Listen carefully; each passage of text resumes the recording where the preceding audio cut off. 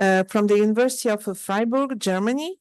And in this panel, we will discuss about governance and science in times of crisis.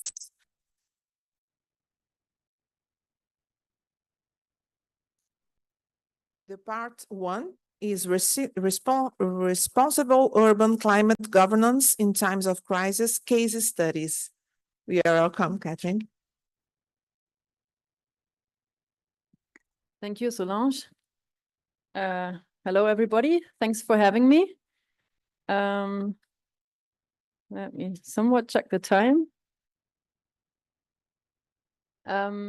So yeah, thanks for inviting me, Anna. It's been a long time that I've been to Sao Paulo, so it's nice to be back. Yeah, I'm coming with a case study from Hamburg. I've been working in Hamburg for more than 20 years, moved to Freiburg, but the case study is still focused on Hamburg. And I'll talk about how we trace accountability in polycentric climate governance. And this is all related. So you see a picture of Hamburg and mainly the Hamburg harbor. So if you're trying to decarbonize that area, bring that down to 0 until 2050, that's quite a challenge. And I would like to talk about a research project that we are conducting for almost 4 years now, where we are trying to understand accountability chains from global to local scales. So how do we connect the international goals of the Paris Agreement, the global demos, that is the global citizenship that is needs reaching this 1.5 or 2 degree target, and then bridging this all the way down to the local communities that actually have to change to reach that target. So I'll talk about how we conceptualize that and try to trace it in very different jurisdictions, and then I'll present some interim results at the Paris regime level, EU and Germany, and then zoom into the case study of Hamburg. So this is how we tried to conceptualize our accountability analysis. We tried to look into so how the city level is actually embedded in vertical and horizontal governance. And so the vertical governance is the one looking at the multi-level governance. So from the international regime to the European Union regime and the German regime, you could enter the state level here, make it more complicated. And the orange arrows are what we call the accountability chains. So how are these, which chains are existing and how are they designed from a legal perspective? Like, here in the internal way, we look into how accountability within Hamburg or whatever city climate action planning is organized. And here we look into the accountability chains that grow in city networks and in relationships among cities. And the analysis has 4 pillars. We look into responsibility. So who takes over what kind of responsibility against whom to reach what kind of targets? How is that assessed? How transparently is the data dealt with? Who has access to the data? And then finally, who is participating in decision-making and with which form of power in decision-making? And because we would like to understand the diversity in different jurisdictions, we picked 8 different jurisdictions, Canada, the US, Brazil, Nigeria, Egypt, Germany, China, and India, and then the 8 anchor cities in those 8 countries. And we picked those countries because they are home to more than half of the global urban population. So all of these jurisdictions have a high degree of urban population. So it's important to understand how cities are equipped with tools and powers and funding to actually contribute to reaching these international targets. And here's the interim findings for those 3 levels of government. So what we see in the international legal regime is, for international legal regimes, quite innovative, because in the old times, international law, like the Kyoto Protocol, only addressed the member states. And nowadays we have a world where we have these extra arrows, these extra accountability chains, where the Paris Agreement does not only communicate with states, but it starts to communicate with non-state actors and sub-state actors like cities. And some countries also do that through their NDCs, but not many. Like the European Union, for example, doesn't do that. Brazil did this in the past, but not with the last NDC. And we see that through this transnational outreach, there has been quite a dynamic. More than 11,000 cities signed on to that agenda and are trying to work towards these Paris Agreement targets. First, mainly focused on mitigation, and there is also more and more on adaptation, which is tracked also under this GCAP platform, the Global Climate Action Platform. However, if we have to evaluate the status quo of the accountability, it's to note that cities are not addressees of the Paris Agreement, only the states are addressees, but they are embedded through this Marrakesh partnership on a voluntary basis, and city networks, they work as aggregators under the GCAP platform so that they could facilitate this enormous growth over the years. We also observe an increase in ambition over time. So currently, many of those cities actually signed on to the net zero 2050 target. That was not the target from the beginning on. There were like 70% reduction, 80% reduction, and now many of them actually want to strive towards net zero by 2050. There's not yet a comprehensive tracking, so we don't know if this is a greenwashing website, which is all based on cheating, basically, or if it's worth anything. But we see a growth in also accountability tracking. So, for example, they developed the recognition and accountability framework under the GCAP, and several different initiatives tried to get the accounting of greenhouse gas emissions more precise, more transparent, more open. So it's evolving. And then some states are addressing their cities in their NDCs. Looking at the European Union, the EU has also new chains to cities, but they are all voluntary. And maybe the most important initiative here is this under Horizon Europe program, this mission of 100 climate neutral cities by 2030. So there's now 100 cities that get funded to reach climate neutrality by 2030, which is rather early and quite ambitious, and we don't know if they will make it or not, but they want to produce lighthouse examples, front runners, to then learn from them and then start to diffuse that. So this is science initiative. In general, the EU still allows for climate harmful investments in cities. So the topic is not ideally streamlined, but is a bit more like better streamlined than it has been in the past. So there's some evolvement. At the German national level, cities have quite a large scope of action, not as large as in Brazil, because we don't have 3 levels of government as you have it here, but we only have 2 levels, just the nation state and the 16 federal states, and cities are part of the states. And so they come with less power than in Brazil, but they have quite, through this right to local self-government, quite a large room of action. And now when we had the climate change issue, the national legislature actually wanted to oblige municipalities to do climate action planning in terms of mitigation and adaptation, but it couldn't do so because our constitution prohibits to refer new tasks to municipalities, because in 2006 they negotiated that it's enough, we have enough tasks, we're not going to take any new tasks. And so for a while it was difficult.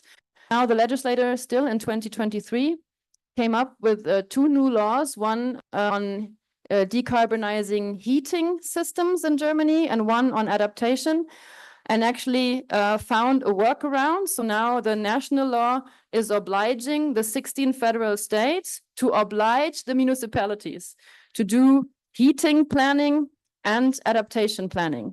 And so because it's really new, we don't have any experience yet with how this is going to work. So all the climate planning that happened in the past, also adaptation planning, is voluntary. And some cities did that, but now, from now on, most of the 11,000 German municipalities have to do that. And we are engaged in a research project here on that heating planning thing, and I'm also curious to see how this evolves. We will accompany 10 municipalities in Germany in 3 different states in their progress on how they will do this heating planning in the next 3 years. Funding schemes are still voluntary, but with this obligation, like in the German law, if the state or any higher level of government gives you a new task, it also has to fund you to actually do that. So the cities, most of the mayors actually wanted to have the obligation. They were lobbying for getting this obligation to do climate mitigation and climate adaptation in place, because with that obligation comes the money. And now, yeah, they will, through the national level and through the state level, they will receive more funding than they had in the past to actually fulfill these new tasks. Now, zooming into Hamburg, Hamburg had this idea of transformative climate action planning over the years. They started quite early, voluntarily, and had the idea every couple of years to renew their climate action plan, and then step by step reach that 2050 vision, and continuously go through this development, implementation, monitoring, adjustment circle. And this is the last renewal. They had the last revision in 2023. And as you see, they they translated the climate action plan, the older one, but the newer one is not translated yet. I don't know why. I'll check. Would be nice to have it in English too. But they are more ambitious in their targets. So with every climate action plan they passed, they got more ambitious in the reduction targets. So nowadays they want to have a 70% CO2 reduction by 2030, and they want to be CO2 neutral in 2045. This is the same target as the national legislator has. So they kept up pace with what Germany promised after this constitutional court ruling that they where they lost. This is how they would like to reach the target. In terms of energy transition, they are working, supporting also the coal phase out in the city of Hamburg. The largest coal power plant already went off grid. They want to produce new H2-ready gas power plants. They want to expand renewable electricity and also, very importantly, produce more storage capacity. And they also have green hydrogen on the agenda. We had a very critical presentation on green hydrogen. So yeah, it's here. They actually tried to produce it in Germany, but the Lighthouse project to produce it just not so long ago went bankrupt, actually. So there's no, although there went lots of funding money into that program, it didn't finance so far. So maybe in the future it'll work, but they tried hard and it didn't work out. And in private households, they want to integrate more renewables and private heating grids. They want to reach a higher refurbishment rate. Like, most of the building stock is old, so the refurbishment rate is super important to actually reaching the targets. They want to have climate neutral new construction and improve also user behavior. Industry, especially the energy intense industry, also hopes for green hydrogen, but also try to enhance their own production of renewables. In the transport sector, as always, modal shift electrification of public transport, as here, again, hydrogen and e-fuels and heavy goods and transports, and we can critically discuss this later on. This is just what they write in their climate action plan. Together with the plan, they had a revision of the Hamburg climate law. It was quite helpful because the plan as such is not legally binding. And this law makes part of the plan legally binding, which is really helpful for the implementation in times of crisis. So the overall and the sectoral targets of this revised plan are legally binding. And the set of mitigation and adaptation measures are also legally binding. So, for example, there's an obligation to use solar panels on rooftops that need to cover 30% of the roof space. Then an obligation to put them also on, like, this is for new buildings and this is for refurbished roofs. And then they will have an obligation to combine PV and green roofs as a compromise of mitigation and adaptation. 2027 onwards, maybe late, but it became an obligation now. And also public buildings have to be, the lighthouse examples, to do things quicker than the others. What have we reached over the time? So we started out within the 1990 with a 12.4 CO2 emissions per capita. And now that was the Corona time here, and we made it back to 7.5. I don't know if you know, but Sao Paulo is, I think, somewhere between 1 and 2 tons per capita. So we're quite far away from that. And it's also, of course, it's not that we reached nothing, but to reach the Paris target, we also would need to be somewhere between 1 and 2, ideally at 1 ton per capita. This depends always on density as well. That's also one reason maybe why accounting in Sao Paulo works well in such a density. But the electricity mix and also how you drive is much cleaner than the electricity mix in Germany. So yeah, we are here. We need to go down to 1 or 2. So there's still a long way to go. And the low-hanging fruits are harvested. So it's getting more and more difficult to also reach the next steps. They are trying to do a good job in implementing measures and like keep track of what they have implemented and what not. So since this is new, so this green part is under implementation. This is already done, the blue stuff here, and is being prepared. So trying to renew this over time and keep track of what they've been doing. They also, in the law, installed a climate council. And guess who's in the council? So Anita is in the council, and Peter Fröhle is also in the council. You might have met them before in the conference. So it's 15 scientists, most of them from Hamburg, and they publish reports every once in a while on specific topics. And the latest one was focused on adaptation. And some of the recommendations were to consider mitigation adaptation measures jointly, like to consider the synergies, but also the contradictions, and find good solutions for that. Develop a more fine-grained adaptation and implement a strategy and also an implementation plan. Have a separate climate adaptation law, because the city of Hamburg doesn't have that so far. Work towards a just transition. Consider also the external effects, like beyond Germany and beyond Hamburg and beyond Germany. Strengthen blue and green infrastructure. That this is the general points. They are more. This is a long report, so they flesh this out in a way more detailed manner. Now, what's the toolbox of the municipality to actually reach those targets? There's a whole bunch of things the city can do in terms of concept development, formal instruments, informal, formal sense in private law, so-called informal planning, and also different incentive systems. And I just would like to show you how they work with competition in the Hafen City, an area that is newly developed in Hamburg.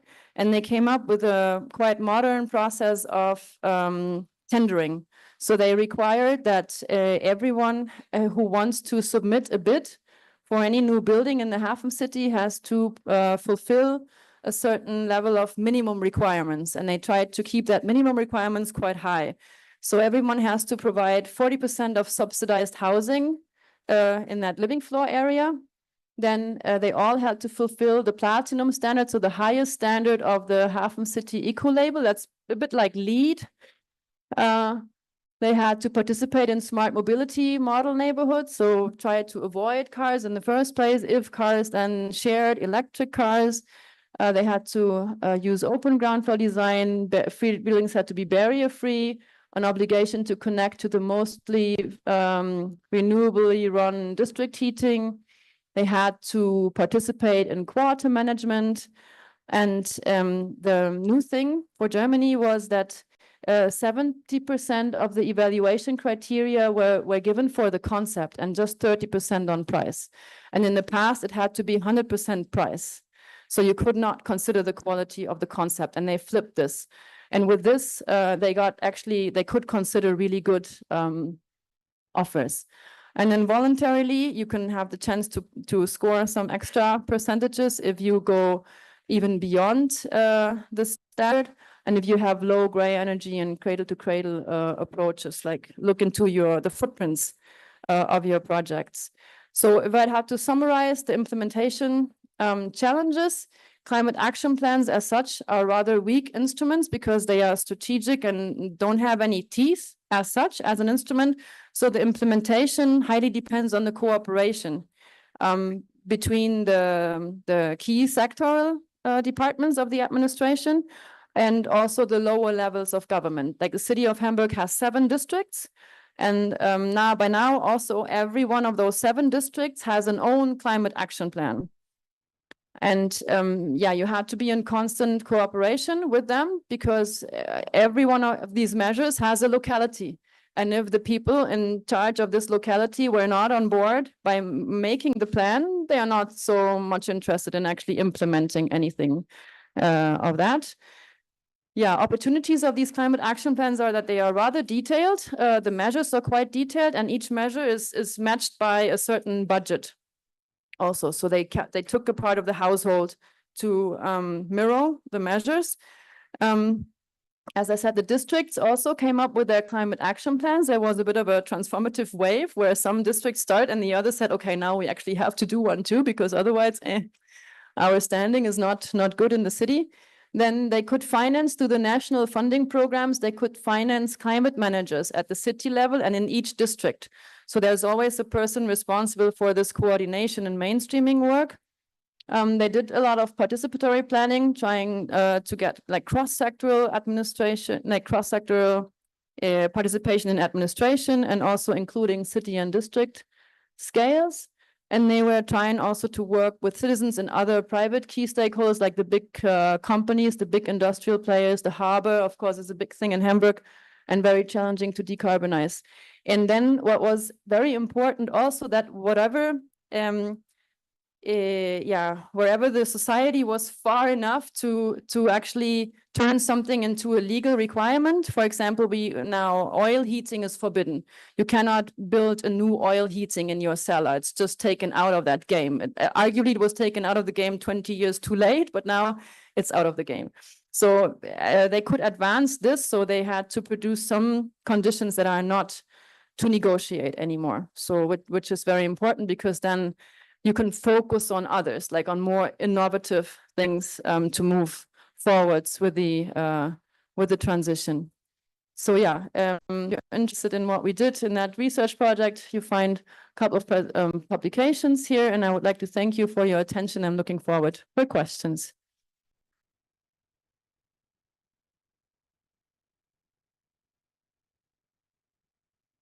Thank you, Catherine. Catherine, in fact, holds the chair of transformation. A Catherine tem a cadeira de transformação e de sistemas energéticos transformativos e recursos humanos na Universidade de Friburgo, na Alemanha. E ela tem um PhD também na Universidade de Hamburgo e um mestrado da Universidade de Michigan. A pesquisa atual foca no papel das cidades and transition law in a multi-level governance system, climate litigation, and climate change and trade. Thank you very much for your exposition and these case studies that you bring to us. And so I will just call the second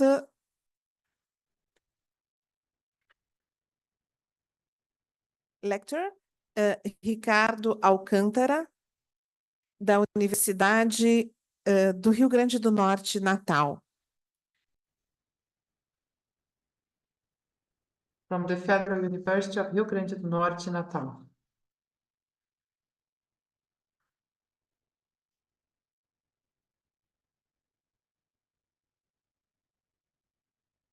Obrigada, Ricardo. Thank you, Ricardo.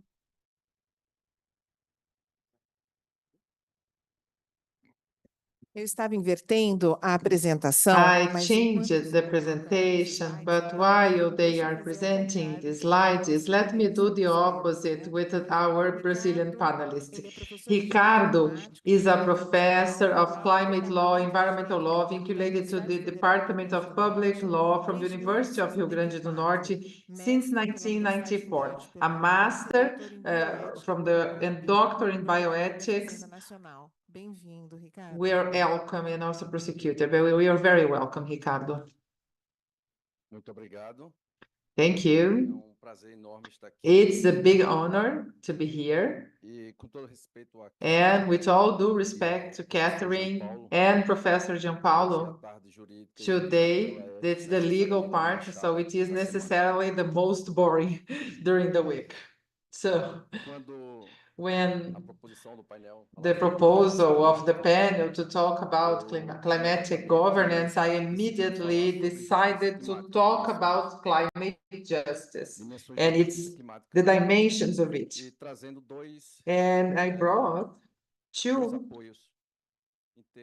things to support this in terms of a phenomenon that is not much studied, which is chronic exhibition to heat. Less studied than the heat waves and less studied than as ilhas de calor, the ondas de calor, the heat islands, né? And só also recentemente, urban.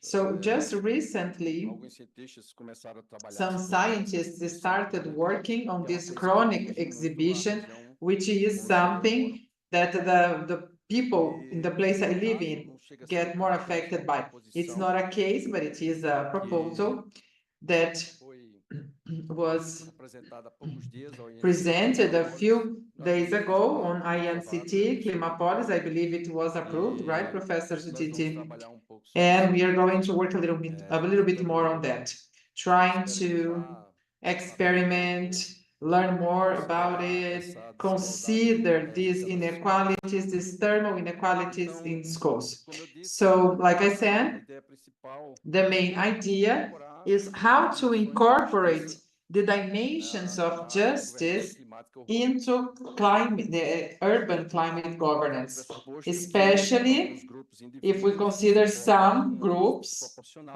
have an mudanças unproportional onus e of há these climate changes. necessidade urgente And there is an de urgent need essas dimensões da for justiça, these esses dimensions pilares of justice, these justice sejam pillars, considerados nos planos de to be adaptação considered in adaptation nas plans cidades. in cities, the climate adaptation plans for the Essa exposição cities. crônica ao calor, This só chronic uma exhibition introdução, to heat, just as an ela é introduction, desastre escondido, it segundo is pessoas a hidden uma disaster. australiana que vive According to this região Australian que author who lives in a place in Australia, which is poluída pelas basically pessoas burning do people's interior do judgment, Nordeste, no both semiárido nordestino. such as in the semi-arid in the Professor, northeastern region. A professor aliás, reported, eu vou falar sobre justiça and I'm climática, going só to uma talk perspectiva about jurídica, climate justice from a mas legal quase todas as perspective, palestras but desde almost all the este evento lectures foram sobre of justiça this climática. event were about Muitas delas climate foram sobre justice. justiça climática. Many of them were about climate As pessoas justice, não even mencionassem though diretamente people didn't mention directly climate justice. Esse evento And this é event menos is estudado do que as less ondas de studied calor, than por exemplo, the que acontecem na heat França e matam zones, muitas for pessoas. example, that Aqui no happened, Brasil, the claro, heat também waves like in vamos France, apresentar amanhã, where they kill many people. Here in mas, Brazil, it also happens. isso não é Tomorrow we are contemplado, going to não see, é but this is not, evidenciado e não é there is no considerado nas reference or políticas it's not considered e in vou usar public uma policies. sala de And aula I'm going to use a classroom experimento de mundo real. as a O real que é world experiment. governança climática So urbana? what urban climate Governança governance climática is? urbana This é governance justamente quando is exactly when empresas, public, instituições private, and civil se society actors and institutions articulate, civil society articulate in order to have climate goals and to exercise influence and authority how to imagine urban climate and the management process and implementation process. The panel also asks us to talk about the crisis because governance, urban governance for climate em contexto de crise. in times of crisis. And for this crisis, this slide, I'm going to go very briefly because everybody knows in detail what it is, environmental crisis, climate crisis. I'm not going to insist on it, but these last two, I think deserve a few comments. We are now living a democracy crisis. This is evident. Democracies are being destroyed. The corrosion of institutionality that has reached many countries, it is a world phenomenon, and this effectively has plays a big relevance when it comes to climate justice, because once the participative process and the hearings of the society foundations is made more difficult in a process of democratic crisis, and also inequality crisis, which is also something very difficult. We participated in the visits yesterday, and we could see very clearly that. I went to Morumbi, a very beautiful region, relatively comfortable, thermal comfort, and then we went to Paraisópolis with all those problems we know that exist there. But what is climate injustice? Everyone does not suffer equal harms, the same impacts of climate change. And this we can talk about countries, Of course, for the north, countries in the north, they are more responsible than those from the south hemisphere, the global south. We can talk about generations, and now the current generations are more, they are, let's say, more to be blamed for in relation to the future generations. We can talk about this when it comes to space, to individuals. So climate justice denotes fair distribution and sharing of the suffering and responsibilities for climate change. So there is a principle of climate and the international regimen, which is interesting and which is important. They say that the common responsibilities, but different. No? So when we talk about climate justice, we can maybe use the same principle and say that common suffering, but different ones. We all suffer somehow in this room, sometimes even anxiety or a problem of like mental problem, like anxiety when it comes to climate change, but of course, we do not suffer the same things of people who live there in poverty. So there is a common struggle because everybody will suffer somehow, but of course that this is not the same. It is these are where the inequalities are and the criteria of justice in order to try and minimize this. So climate justice is an ethical principle for public decision making that must be considered for climate policies based on these three principles. The fair access to facilities. Agora me faltou a palavra. I forgot the word. Enfim, acesso aos bens. So the fair access to facilities, a fair exposure to climate change consequences, its impact and consequences, and also fair distribution of responsibilities. The key aspects of climate justice, I'm going very briefly with that because I don't want to waste time with that, but there is an equal suffering, burden, a huge burden and responsibility, which is different between communities. Some groups, some more individuals are more sensitive to it, and due to political, economic, and social dynamics, some communities have poor and inadequate facilities to cope, to deal with climate change. And with more people living in the global south, the mechanisms of disadvantage in these economic and political systems will exacerbate these impacts and this suffering over people. And unequal climate change policies and uneven this infrastructure is the word I could not remember that. So what the three dimensions of climate justice are, or four, depending on the author? The first two are more the most famous, this distributive justice and procedural justice. So for example, Professor Fernando, when he said his case, he talked a lot about procedural justice, even though he didn't use this word, the same terminology. Professor Moema also heard, I listened to her from YouTube. And these two others, recognition and restorative justice, are more modern approaches on climate justice, and I'm going to explain each of them very briefly. So the dimensions of distributive justice, of climate justice, this proposes two questions. How can an ethical society distribute its resources in the context of climate change? How can urban citizens minimize the effects, the uneven effects of the climate change? I have only 5 minutes to talk about something that Aristotle and Walsh told them they took 30 years to talk about, but I would like to focus on distributive and recognition justice. Something we have to consider is the intersectionality, because this is linked to this recognition justice, the need that the systemic injustice in the context of cities are considered in the process, the urban planning process. Urban planning process and urban governance. And this intersectionality produces terrible things, such as, what is intersectionality for the ones who are not very familiar with the topic?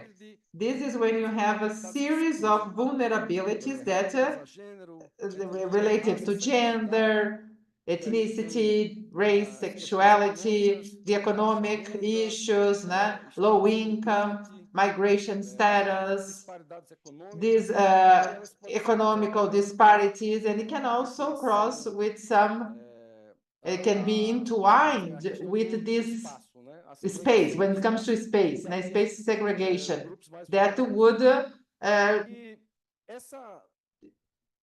would tackle the most vulnerable. This dimension, this intersectionality, like I said, has some terrible cases in terms of justice that we do not take into account. Most of the people do not take into account and we have no idea of it, such as women in chronic disposition to heat in many countries throughout the world, who would avoid going to the bathroom, avoid drinking water, because they cannot expose continuously going to the bathroom, because these bathrooms they use are precarious ones. They can have some abuse, for example, sexual abuse or harassment. There is a case in Rio, which was studied by an author of women, transgender women, that decide not to drink water during chronic exhibition, because they don't want to go to the bathroom. Every time they enter into a restroom, they have they suffer some kind of abuse, some harassment, and we have no idea of it. And this is the intersectionality, okay? So here, these are the points that I'm going to skip. I will focus more on the case that we intend to measure there in Natal. So this is a state public school in Natal. Those Vanderlei, they left from the air conditioning dream to the nightmare of sauna. So this school has now the temperature in the classrooms is around 40 degrees, and scientists there from our city, scientists, they promised to install the air conditionings there, and before checking the installation, electrical installation of school, they closed the school. And when the air conditioning got there to being installed, they saw that the installations, electrical installation, were not prepared for air conditioning. And then all the openings, all the ventilation was closed, and then the students studied for the whole semester in this kind of condition. So the idea is to have a transdisciplinary research on it, and this is the good part, because everything that is transdisciplinary seems interesting to me, and to examine these issues of climate justice and try with some architecture interventions, low-cost ones, minimize heat in these schools, especially in this school, which is the case study, and to then assess the educational performance of these kids that is highly affected due to the chronic exposition to heat. There are many studies, this is one of them, which is education outcomes in the era of global climate change. And there is also the possibility of assessing also physical and mental health. So in INCT Climapolis, we have this opportunity to strengthen these interactions, to foster interactions and knowledge exchange between urban planners, urban designers, scientists, professors, in order to conduct empiric research on climate justice and urban adaptations. I included here the specific objectives that must be there, part of the project. Of course, it has to be discussed with my colleague, Marisa, who participate also on IMCT in this department. We do everything we do is together. And we have here a possibility of having these correlations between climate justice and adaptive interventions in urban schools. And finally, I believe that dreaming right now is revolutionary. With the ascension of extreme right, the erosion of democracy and inequalities. And I do believe that with some solutions, we can minimize people's suffering. Sometimes we don't need a solution or reinventing the wheel or a high cost solution. This photograph is from India, from an office that is anti-studio, and they try to recover these elements, architectonic elements that were very, very important for thousands of years. This is nothing but a natural air conditioning that uses Venturi's effect. And with these drops of water, it can reduce the temperature up to 6 degrees. It is already there being used in India. So the idea is that we can maybe somehow interfere positively in school and show that it can be replicated, because many schools in Rio Grande do Norte look like prisons. Look like, like furnaces, and I believe this is climate justice for the adaptation. Once we cannot stop climate changes that were established in the Paris Agreement, but we have the possibility to minimize suffering with some low-cost solutions. And this should become, of course, public policy in the municipality of Natal. But in the municipality of Natal, there is no regulation on the mitigation or climate adaptation. In the state of Rio Grande do Norte, where the capital city, Natal, is located, we do not have a climate policy. So what happens in Hamburgo, for example, that you are trying to mitigate this, but there in Natal, there is nothing like that. But it doesn't mean that we cannot get it. No? We don't need to wait for some legislation for it. At some point, we can start about climate litigancy to introduce this in urban planning.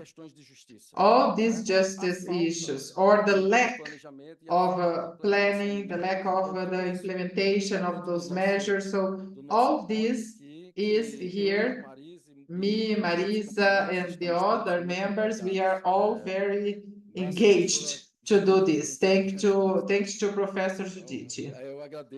So with that, thank you and sorry for exceeding the time I have to speak.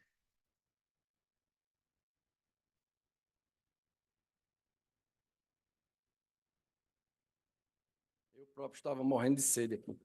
I was very thirsty here. Obrigada, professor Ricardo. Thank you, Professor Ricardo. Now I will immediately hand it over to Professor João Paulo Ismânio. He is now the public prosecutor. It's in English, so I will try to continue in English. From the Public Prosecutor's Office of the State of São Paulo and full professor at the Faculty of Law and the Master's and Doctorate program in Political and Economic Law at this university. He was Attorney General of the State of São Paulo from 2016 to 2020. He has experience in areas of citizenship, public policy, and criminal law, with an emphasis on economic criminal law and diffuse interests.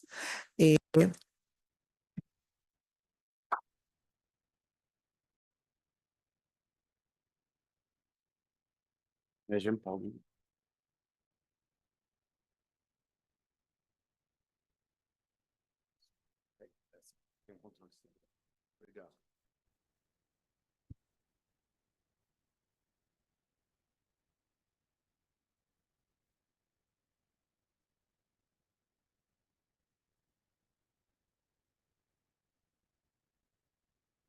Boa tarde a todos, uma alegria Good poder participar afternoon, desse everyone. It's a pleasure to be able to participate in such a relevant event, and especially to talk about legal issues, because these, like my colleague said, they are not the best ones. These are the most boring, but undoubtedly really necessary in order to find an effective climate governance here in our country and worldwide. So I will try to speak in 15 minutes. I decided to discuss the case of Porto Alegre with you. Actually, the case of Rio Grande do Sul. I know that the professors Carlo Tucci and Daniela Benfica already talked with you about that in the beginning of our seminar, our event.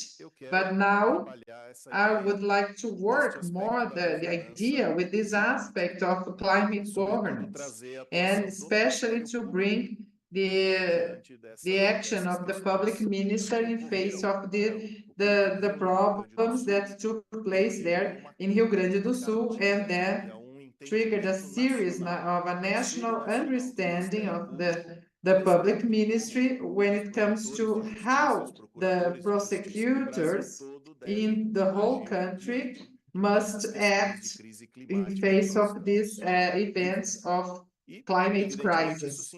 And of course, this fits the idea of governance. As everybody knows, when we talk about governance, we talk about a system of laws and actions and processes and procedures that will involve the public sector, the private sector, the people, and the companies. And within this perspective of governance is that the public minister is a representative of the society in order to get this better governance in the system. First, legally speaking, we have to include this governance in the legal system of the country and insert this in the state, the constitution, and today, as it is said,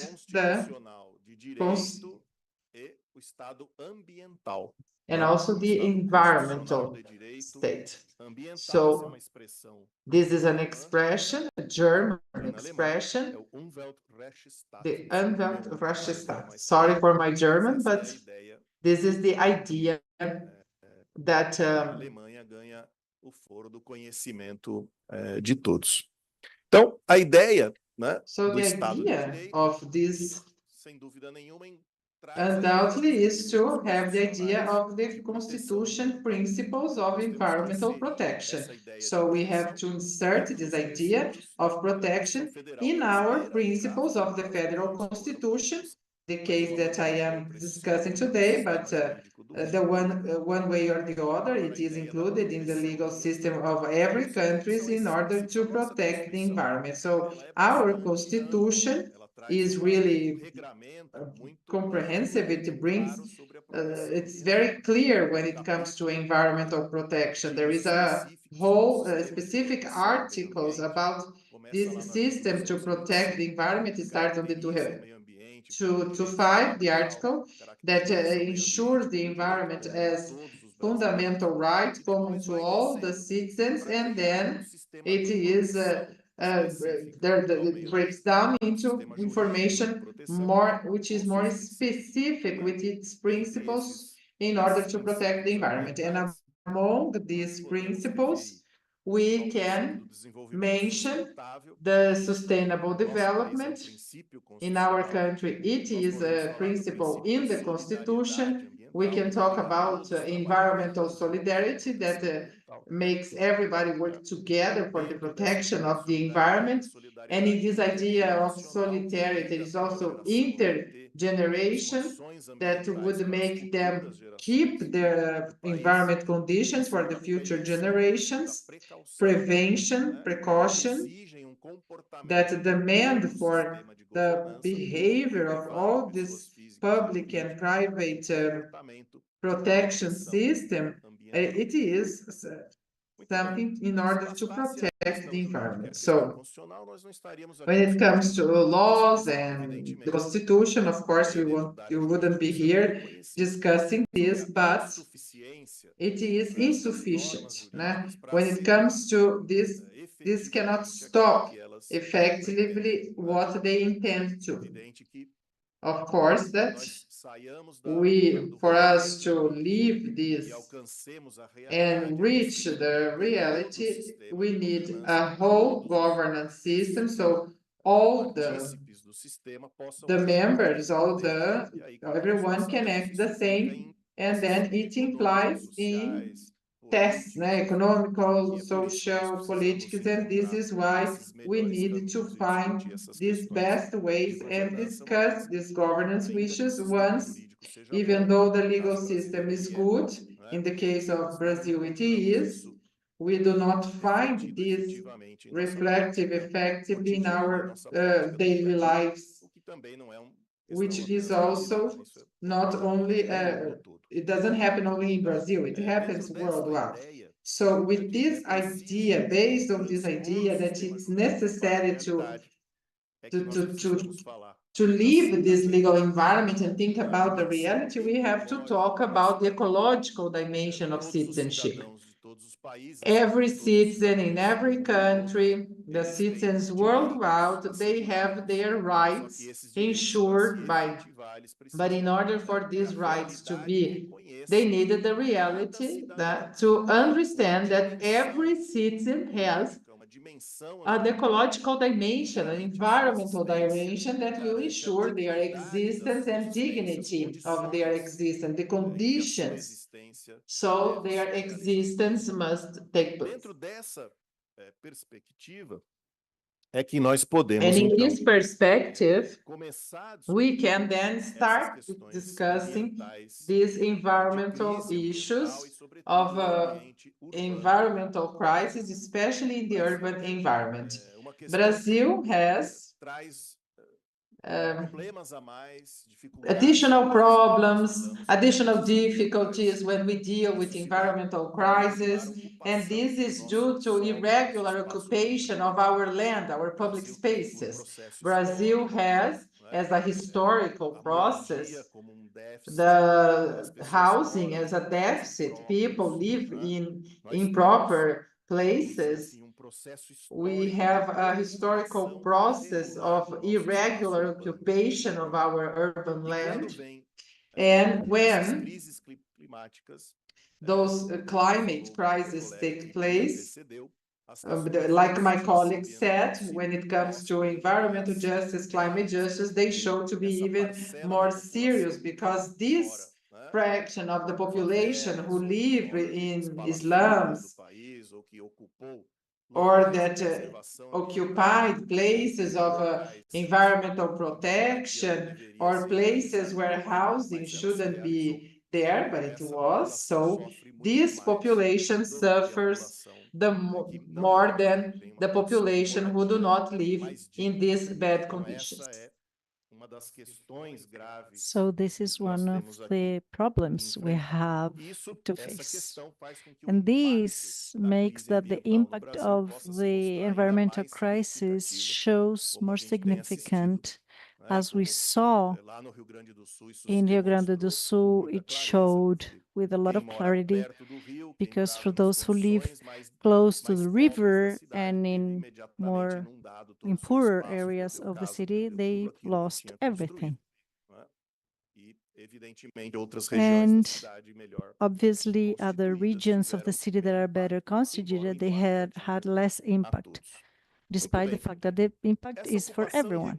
This irregular occupation brings a difficulty not only in sense of livelihood and consequence of the crisis, but it is a difficulty for transport, sanitation, health, education.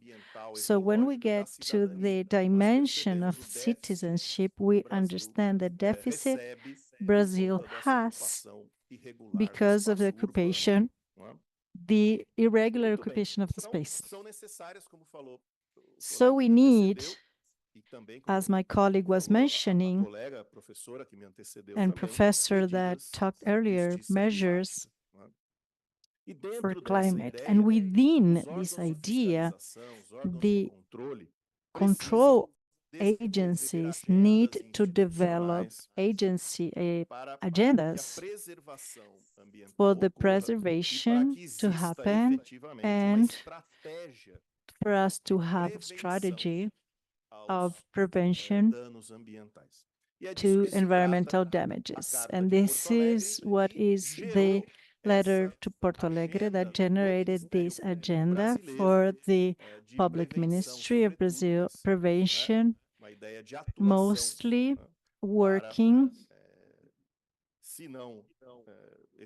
if not to make effective a change, but at least to diminish the impact of this climate crisis we're living. So we can notice that this Porto Alegre letter that I'm talking about, it was an encounter of the Public Ministry of Brazil in Porto Alegre as soon as was possible to get to Porto Alegre to make this meeting on regards of the environmental situations that happened there. And several measures were discussed and approved in an institutional meeting. And we can notice that all of them are related to prevention, most of them.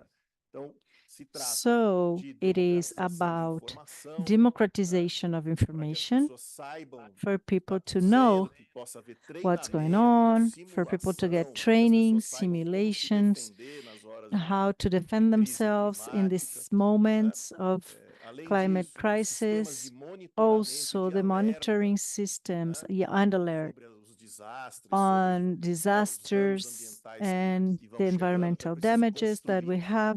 We need to build systems that alert population, not only alert the population, but they are accessible and they are able to ensure decisions that are fast for protection of people and their assets. The protocols need to be clear. The public agencies need to know what they have to do with a lot of clarity, because at the moment that a flooding happens, it's very fast. We don't have time for the people even to leave their own car or their own home. And sometimes it's necessary for the public sector or private sector to have the conscious of what it's needed to do in every situation. There is a need for protocols for the telephone systems and other internet systems. Communication can be stay at work. We need to work with protection organs, because sometimes we see cities that didn't have any structure to face these disasters. We need a structuring on civil defense and training. We need mapping of risk areas integrated to master plans. We need the country, for the country to find a prevention way that are articulated and all involved. Master plans of municipalities, integration of contingency plans, functions, infrastructure, as we said before, space, conversion in green areas in other areas, and above all, take care of the occupation of the risky areas. Here, unfortunately, I have an historical process that is a bit complicated. And what is worse, after the area being occupied, it comes the urbanization, so the permanence of people in risk areas. It's not because it's urbanized that it's not an risky area anymore. we have a suffering of the people that stayed in risky situations. So we need to map this and discuss and have a master plan for the solution of these situations that are continuing to happen. We have several measures that the public ministry is dealing for us to have an integration of every sector involved. For those who are not from Brazil, we have the public ministry is not only criminal, the public ministry,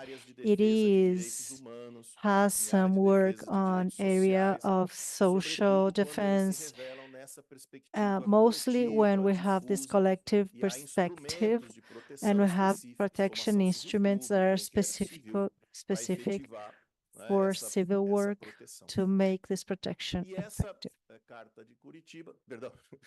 And this letter, Rio Grande do Sul, generated a manual. I said Carta of Curitiba, the letter of Curitiba, because the first letter was from Curitiba. However, it's from Porto Alegre. But this manual, it is national. It is of the National Council of the Public Ministry, which is the national organ of control. And it serves not only as an orientation, but is a mandatory norm for everyone involved that who work and play in this area. I won't have time to show all the manual, but at least this summary for you to understand its amplitude. It talks about the systems, defense systems, environmental, on mapping of risks, registration, risk consideration, working plans for public policies, mostly environmental policies, action plans, including a health plan, because we have even for mental health as well that are related to this climate crisis. And so far, so these accesses to the affected locals, protocols, solutions that need to be found, and not only measures for action, but also prevention for when the crisis is happening, when the disaster is happening, if it's flooding, rains, fire, whatever it is in the environmental crisis. So we have several measures that need to happen, as well as after the disaster, we need measures to be taken. Disoccupation of areas, medical attention, things that involve rebuilding agencies, habitation, protocols. Today, the public ministry has a script for this type of crises. It's unfortunately came a bit late after a lot of emergencies happened. It's important to exist and that every sector, being public or private, to work with the same procedure. The governments, the mayors, city halls, state, central government, every private sector, companies, dealers for light, telephone agencies, they need to have protocols because as we see, this climate crisis is going to stay. And if we are able to decrease some figures and undo some of the harm, maybe we'll be able to solve, but we have a lot of years to come with crisis. And if we're not able to reverse, we're going to have this up to the end of this century. I would like to thank everyone. I'm available for any questions or doubts or comments. And I still want to congratulate FAU-Mackenzie and this discussion that is very opportune and excellent quality. And my salutation to every professor involved. Thank you.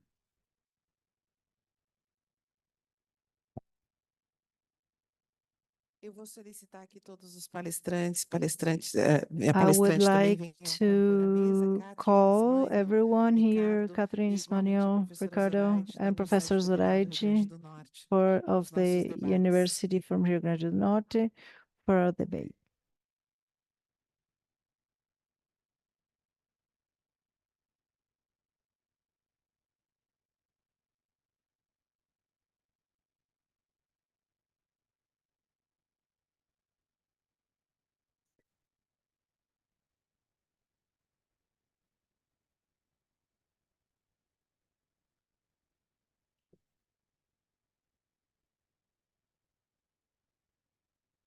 Eu passo a palavra, então, de pronto para a I professora give the Zoraide. floor to Professor Dizer Zoraide. que também para mim é uma honra, And to Nós say temos that for me is an dois representantes da honor, Faculdade de we have Direito two aqui representatives na of Faculdade de Law Arquitetura. Isso é muito bom. University, Isso your demonstra Law quanto nós College, já and this shows how tentamos fazer much esse we've exercício da been trying to do this exercise of interdisciplinarity in the university with Professor Angélica, Eunice, and several professors from the teaching group.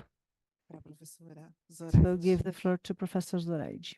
Bom, muito boa tarde Good afternoon a todos, todas e todes. Mais uma to vez é um prazer estar everyone. aqui It's nessa a semana pleasure to be here in this fantástica, né, de week. experiências e Fantastic trocas. week of experiences E and o tema da exchange. mesa, ele é And provocativo, what we've né? been Pensar a talking in this governança table is climática provocative, tempos thinking de about crise e de climate responsabilização. change in terms Isso of exige a crisis gente and pensar, né, responsibilization, sobre accountability. o que a gente está And it's chamando de important to, responsabilização, we talking about no accountability contexto de uma in a crise context of a que, crisis né, se torna agora that não mais becomes anúncio, mas uma realidade, not an que a announcement gente anymore, but a sobre reality in the dimensões, sense of forças being bastante lived in diferenciadas. dimensions and E strength pensar that na are very governança differentiated. é sempre Thinking about pensar numa governance is perspectiva always da think about perspective of funcionalidade de diversos atores, functionality atores of several públicos, atores players, public sociais, players, atores de social governo, players, government, a sociedade no seu sentido mais amplo, mas society, também as pessoas, as populações, and as also comunidades, people, que nos population, protocolos e communities, nos modelos that de within que the a gente protocols conhece and the governança templates muitas that we vezes understand não ocupam os in mesmos lugares governance, de fala. we E doesn't isso acaba occupy the implicando same places em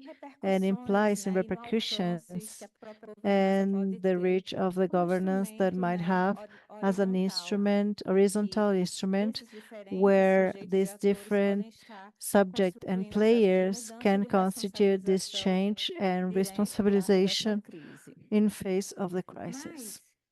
Mas But a gente precisa considerar também we alguns need to aspectos, consider né? some aspects Já que a gente está aqui num because we're contexto here in the bastante context that provocativo is very dos casos provocative apresentados of the aqui pela cases presented Catherine, here by do Catherine, Paulo, no caso de Porto Gianpaolo, Alegre, do in the case of Ricardo, Porto da Alegre, posição, né? Ricardo, and the E a gente tem que proposition. pensar And we também need to que fica muito think explícito about, nos três that is casos very explicit in apresentados, the three cases diferenças, presented, né, de differences realidades, de contextos. on realities and E nesse contexts. aspecto, eu sempre In this insisto, sense, quando eu I discuto always situação insist climática, que a when I gente tem que discuss climate qualificar de onde a gente está situations, we have to trabalhando e qualify pensando where we are proposições e and think respostas, propositions, enfrentamentos. Há responses, diferenças facing. claras para a gente We have pensar several para os differences, mares a clear nível differences, global thinking e about a sua diferenciação climate situation and estrutural its differentiation, entre structural países do differentiation norte global e between sul global. countries from Não the dá para a north gente and misturar south. tudo There's no way of no mixing mesmo bojo, everything in porque the são same dinâmicas e play características because we have totalmente dynamics and diferentes. characteristics that are Para a gente absolutely pensar, different. For sobretudo, us no to que o think Paulo trouxe agora na fala about dele what sobre a Gianpaolo brought, cidadania a ambiental. citizenship that Eu is environmental. acrescentaria, I would professor, like, também, I might uma add, cidadania climática, it né? is a Para a gente pensar climate de forma mais citizenship as well, to efetiva. think more E isso a effectively. gente tem que sempre estar And lembrando, we always need porque to remember that the structuring and differentiations are very explicit. And when Catherine say we have a structuring of action plans and the focus comes from a perspective of construction and reduction of emissions from a systemic approach, but at the same time we say that there are institutional institutions depend on the law for us to restructure it. So in our case, it's even deeper because we don't only have a structuring base of the law, but that doesn't work, but we have scarcity of resources and not only finances, not only money and funds, but also scarcity of ideas to develop this and to make these resources effective. This is very complex. When we think not only Brazil, but Latin America, global South, and that has these dimensions that are very differentiated. In this perspective, thinking about climate justice presents in a structural way that is differentiated as the cases that were presented. And I always think in this sense, the idea of justice. Justice is born from a classical between the doctrines of what is possible and not. And when we transpose this perspective to think about climate justice, and we need to think about a climate justice that recompose social justice as well, because we're talking about inequality, but we still need to rebuild, resetting, and opportunities to make the base of a differentiation that is the limit, and with much more exposition and sensitivity of what we have in the global south. In this sense, it's very important for us to notice that we need to go forward in the perspective of public justice and climate justice in our context of 5,000, more than 5,000 cities, that the structure of the territories and urban are very differentiated.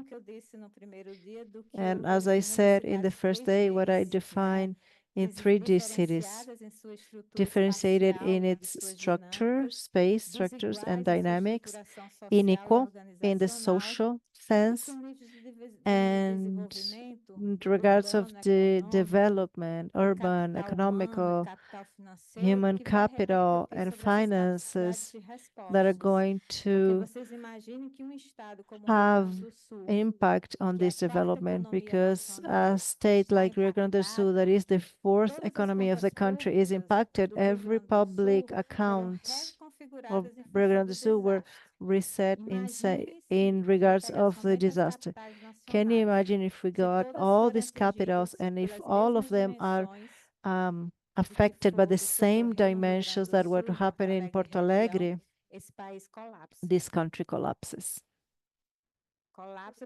Will collapse because we won't have conditions to answer, respond in an emergency to restructuring.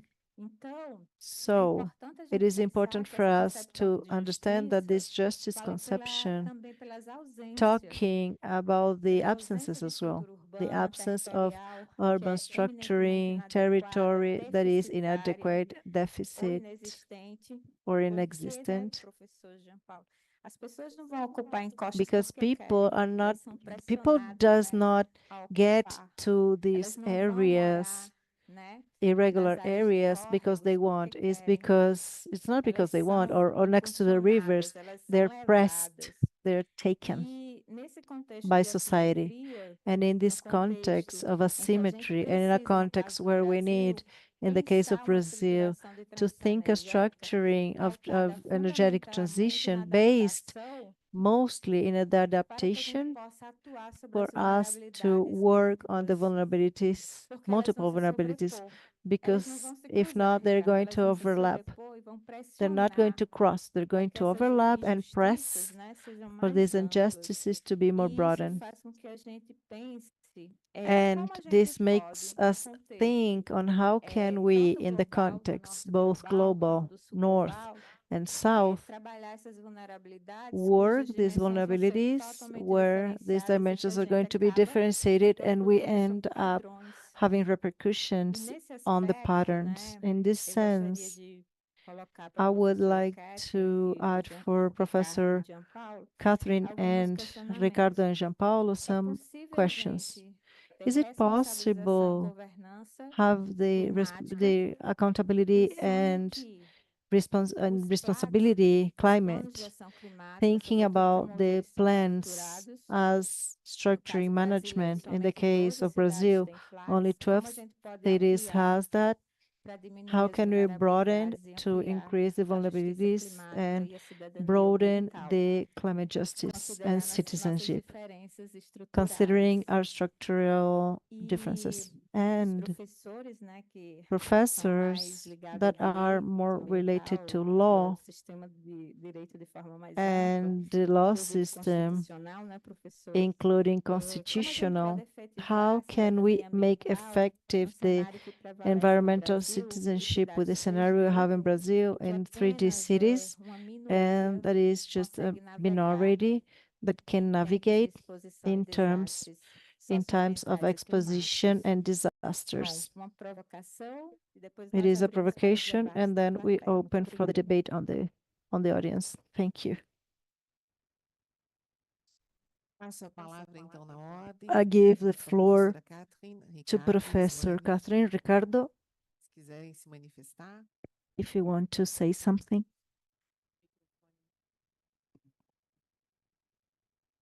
The translation is still going on, so I didn't understand the full question. Can you maybe repeat the question in English or? Zoraide, It's still translating. você quer repetir a pergunta?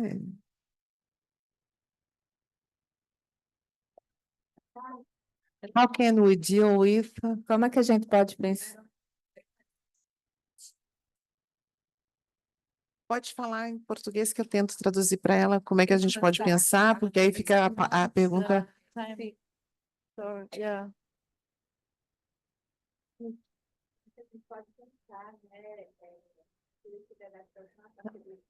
How can we think about a climate? Okay, how can we think about a climate change plan, taking into account the differences between countries and cities, and Brazilian cities and in Germany, in your cities? How can we deal with these differences and think about these climate change adaptations plans in local ones? Okay, so thank you for the question and the Obrigada pela your pergunta additional framings. e What we did esses in the comentários. research project is that we worked with scholars from the different countries, and we will publish a book on that also. So here in Sao Paulo, I worked closely with Deborah Soto. Maybe some of you would know her. She's a lawyer here working also with the city of Sao Paulo and with USP as a researcher as well. And so we have been collaborating, and they all researchers from those 8 different countries, lawyers, all of them lawyers, contributed and wrote chapters on how climate action planning and the legal framework for it in the field of mitigation and adaptation caters to giving cities tools and funding for doing that or not. So we try to give all the local voices space to actually talk about where the different countries stand. And so from what I learned from my colleagues, for example, my one of my PhD students is from Cairo, and he's doing that for Egypt.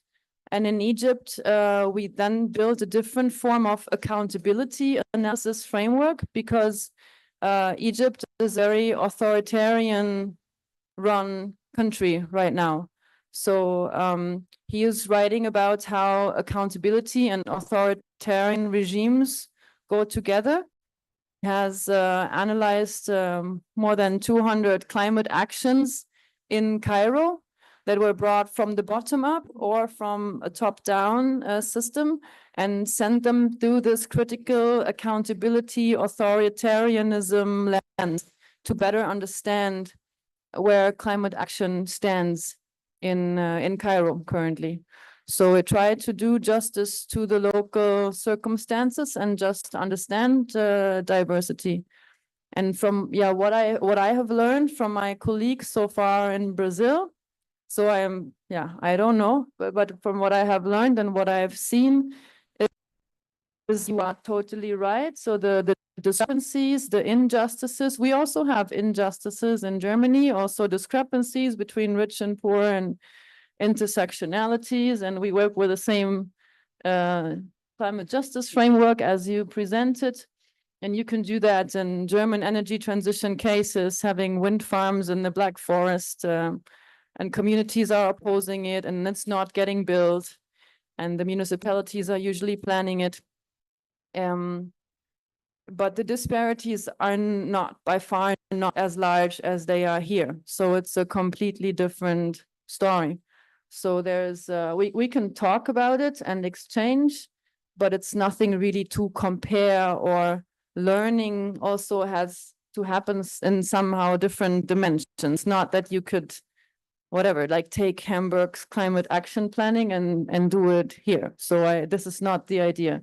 The idea is really understanding diversity and learning from one another and being sensitive to these issues. And also, for example, having a presentation, as we heard before, on the energy transition in the north, as you presented, having such a presentation in Hamburg when they do the next climate action plan and consider buying green hydrogen from Brazil to reach the mitigation targets in Hamburg. So this kind of exchange, I think, is necessary also.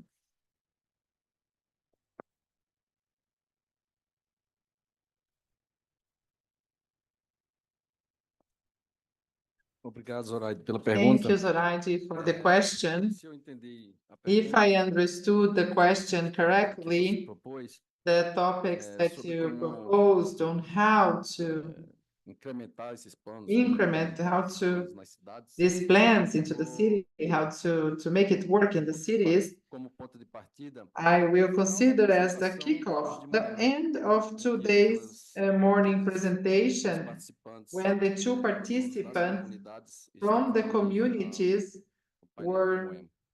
the Moema panel, Participou. participated.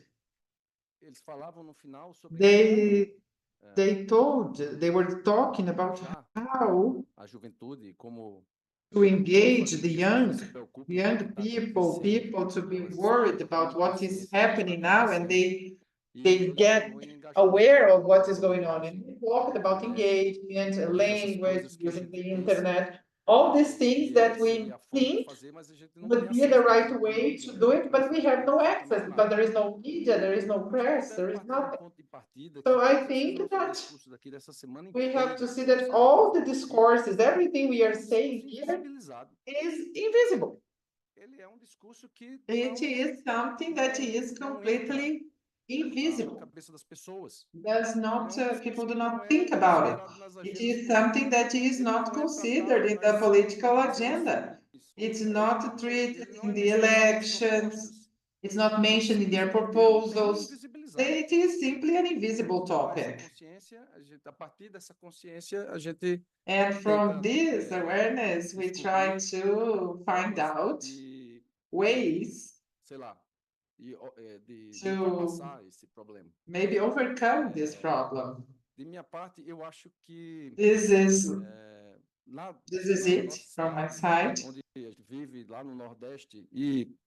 There where we live in the Northeast, and so semi-arid, 30 million people live in the semi-arid climate, and scientist from Ceará. He participated by PCC, and he said, I will quote his words. We start wrongly in the communication, and IPCC starts wrongly when they say we have to keep the limit is, the maximum is 2, but at least 1.5. We are 1.2, almost 3, 1.3, okay. This is the wrong way to communicate this, because on the seaside there in the north, I was talking to Professor Cristiano yesterday, he works with this measure. In my city, the temperature has increased by 3 already. In the semi-arid, it's 5. People are being cooked, like they're being cooked, and they are not realizing that they're being cooked alive. Professor Mareza said that if to the end of the century, in the semi-arid will be warmer than 6 or 8 degrees. Who can survive? Rice, corn, rice, no, beans, corn, manioc. What kind of crops will resist this increasing temperature without these new seeds, this GMO seeds? So which water are they going to drink? So we have to think about moving 30 million people from the semi-arid to the cities, which are already facing terrible problems. So I really do not have the answer to your questions, Raji. And it is really I'm now pessimist about it, I think we have to maybe try this recognition, because our discourse is only here in the academy. We cannot cross the barrier. Thank you, Professor Catherine, Ricardo, Professor Ismânio, gently, because for us, we speak a lot. So it's not that we want to go beyond, right? We are to cross the barriers of the university, and for that reason, so we can dialogue, I would like to open at least a question. So we could, or maybe you can ask many questions, try to be brief and direct, so we can talk about it, talk about the topic, okay?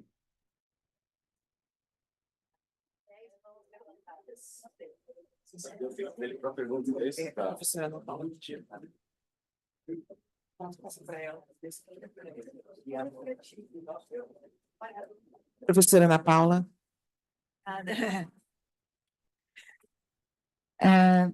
Bom, muito obrigada pelas Well, apresentações. thank you for the presentations. They were excellent presentations. I would like to mention some points very directly. When we talk about climate justice, we focus on the vulnerable communities that are the most affected by climate change. They need more infrastructure.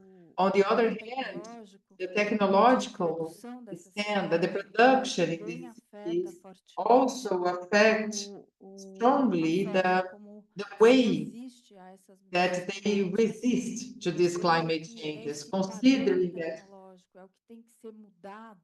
this technological standard is what should be changed. I would like to understand a little bit more what can be done from the point of view of building legal basis for this technological transition that is so centered. We have different from when we reduce CFC emission in order to contain the expansion of the ozone layer there. It was just one economic chain that was affected by this component.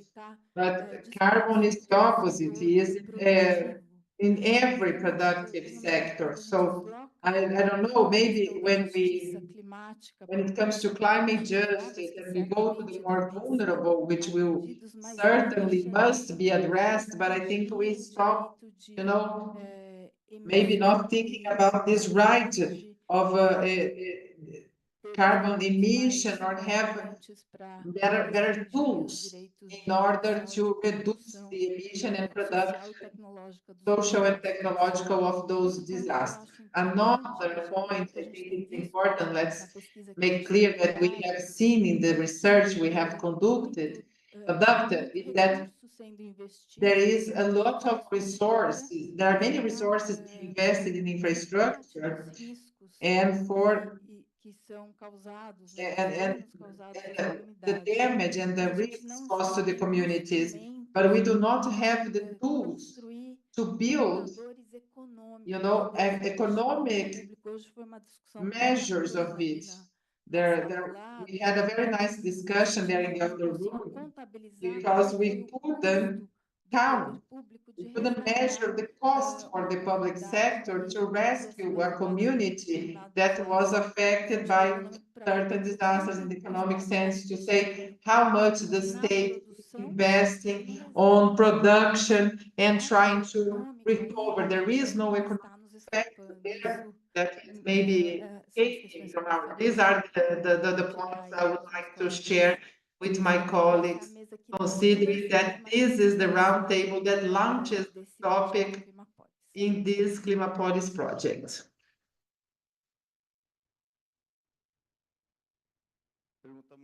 A very brief and objective question from the Hamburg University. Law can be used as a tool to promote climate justice, but also to promote climate injustice.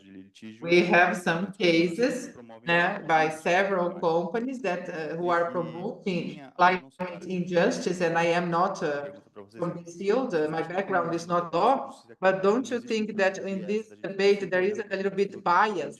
So we are looking what can promote climate justice, and maybe we are not paying too much attention to litigation or how to avoid the law being used to promote climate injustice. And in the case of the public ministry, it was November 2023, so it was before the disasters this year. So I would like to know if you had what you learned from this experience.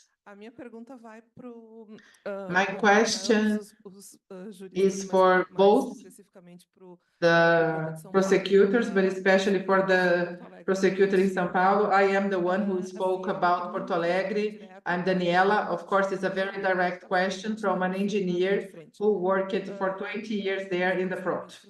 And I was extremely frustrated with all this that happened there. The public ministry, and I went there for the public minister in Rio Grande do Sul.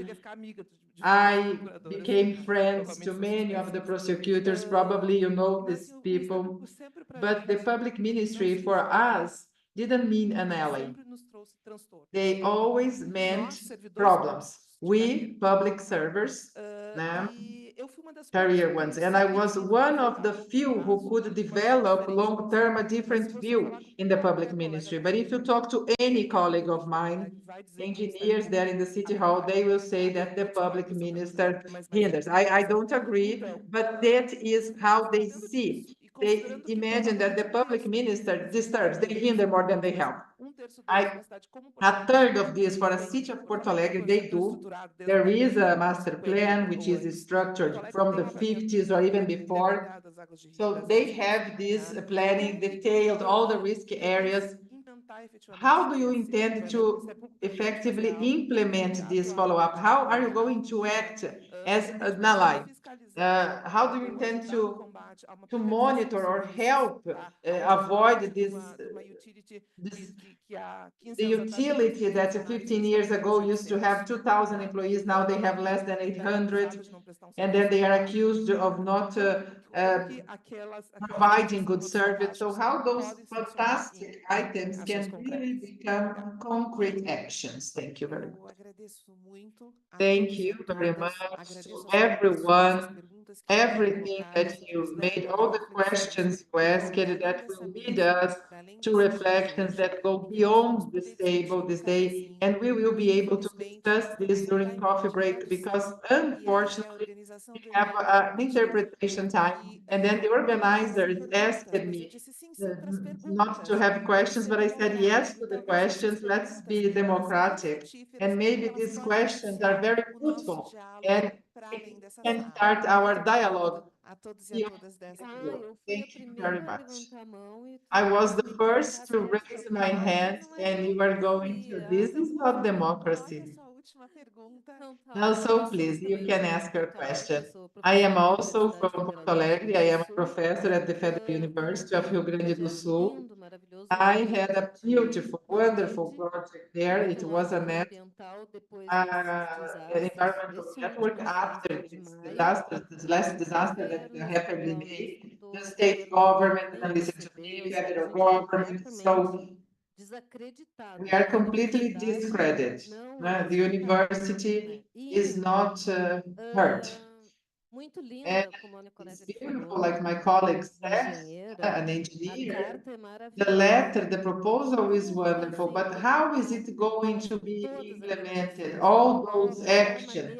What is the way we can really demand for something? This has to be done. Where are the funds coming from? Because we need a lot of money in order to do that. In this project of this network, it's something around 200 million in order to implement the risk maps, to have a robust system for the prediction of disaster, implementation of equipment, radars that are non-existent. We have no basic data, the necessary data. So how can we work in such situation of climate injustice? I really do not know. Semeando possibilidades, semeando uma maneira de ver e de olhar. Eu acabei de escrever um artigo e eu escrevi relatando justamente o que eu vivenciei. Numa sexta-feira, aqui em São Paulo, eu On a fui Friday here in São Paulo, I was there. I had to pick up my daughter there in Guarapiranga, and there was a storm, trees that fell. I couldn't go through, and I said, okay.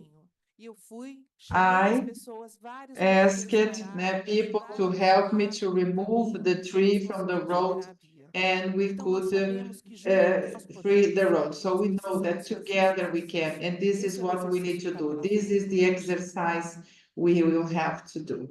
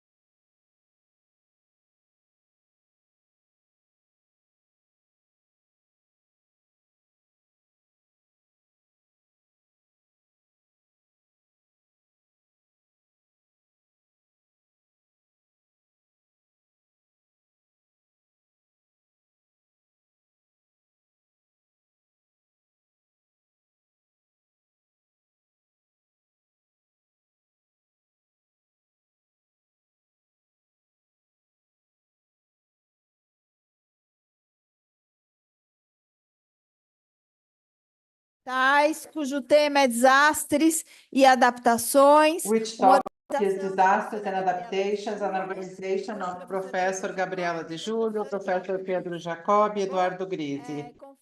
So please check important contributions to our debate.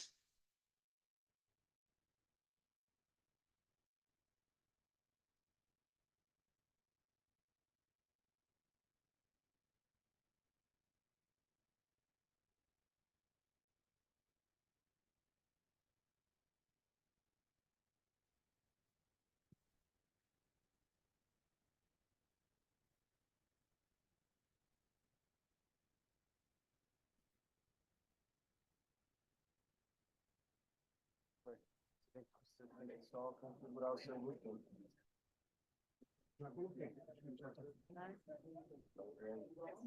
Vamos fazer teste? Let's try it. Mas você entrou naquele link anterior que eu tinha te mostrado, né? Eu vou confirmar isso. Você vai teoria. Isso. Não ouvindo nada, né? Tá fechado.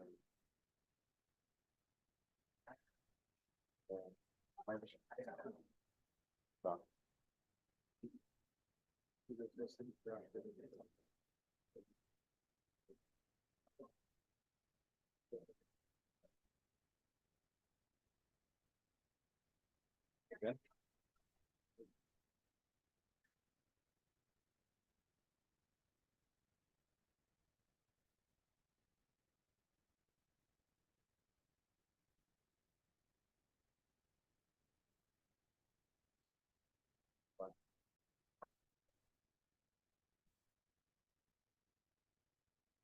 O link é esse, tá? Yes. Yeah, because that's the right link, right?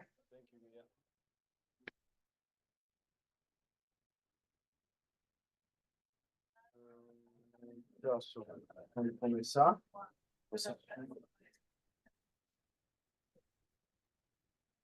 Faz a aplicação. E aí, se desce ali, a gente tenta arrumar isso de vez, tá? Aí você faz o celular, a gente tenta arrumar, senão você vai para o celular dessa mesa. Então, eu vou passar para você. Você tem tudo que você precisa? Você pode, então, dar a mesa I will hand it over to you then, panelistas. and you can invite the panelists to stage.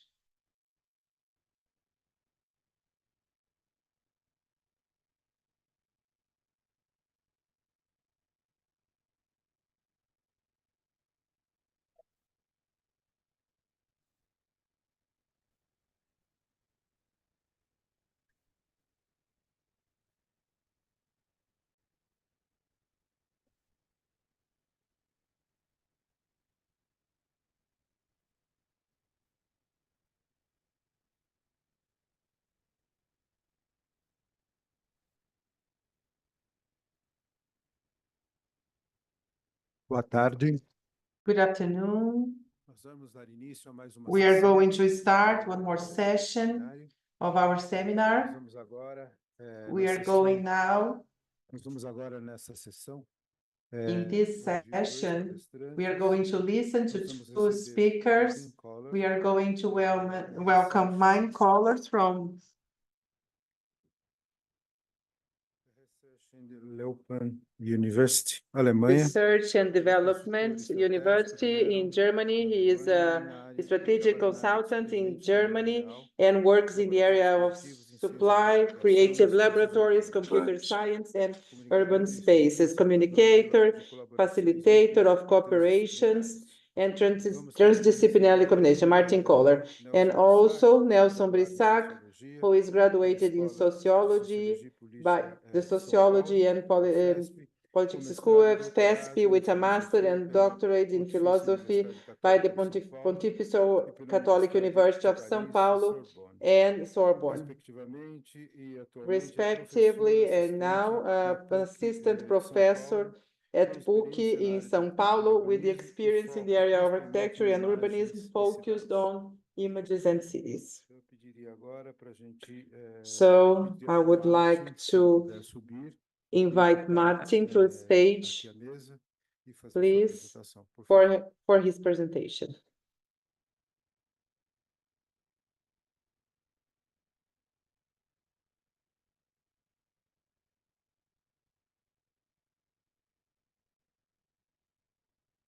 Can I have a hand microphone? Yeah.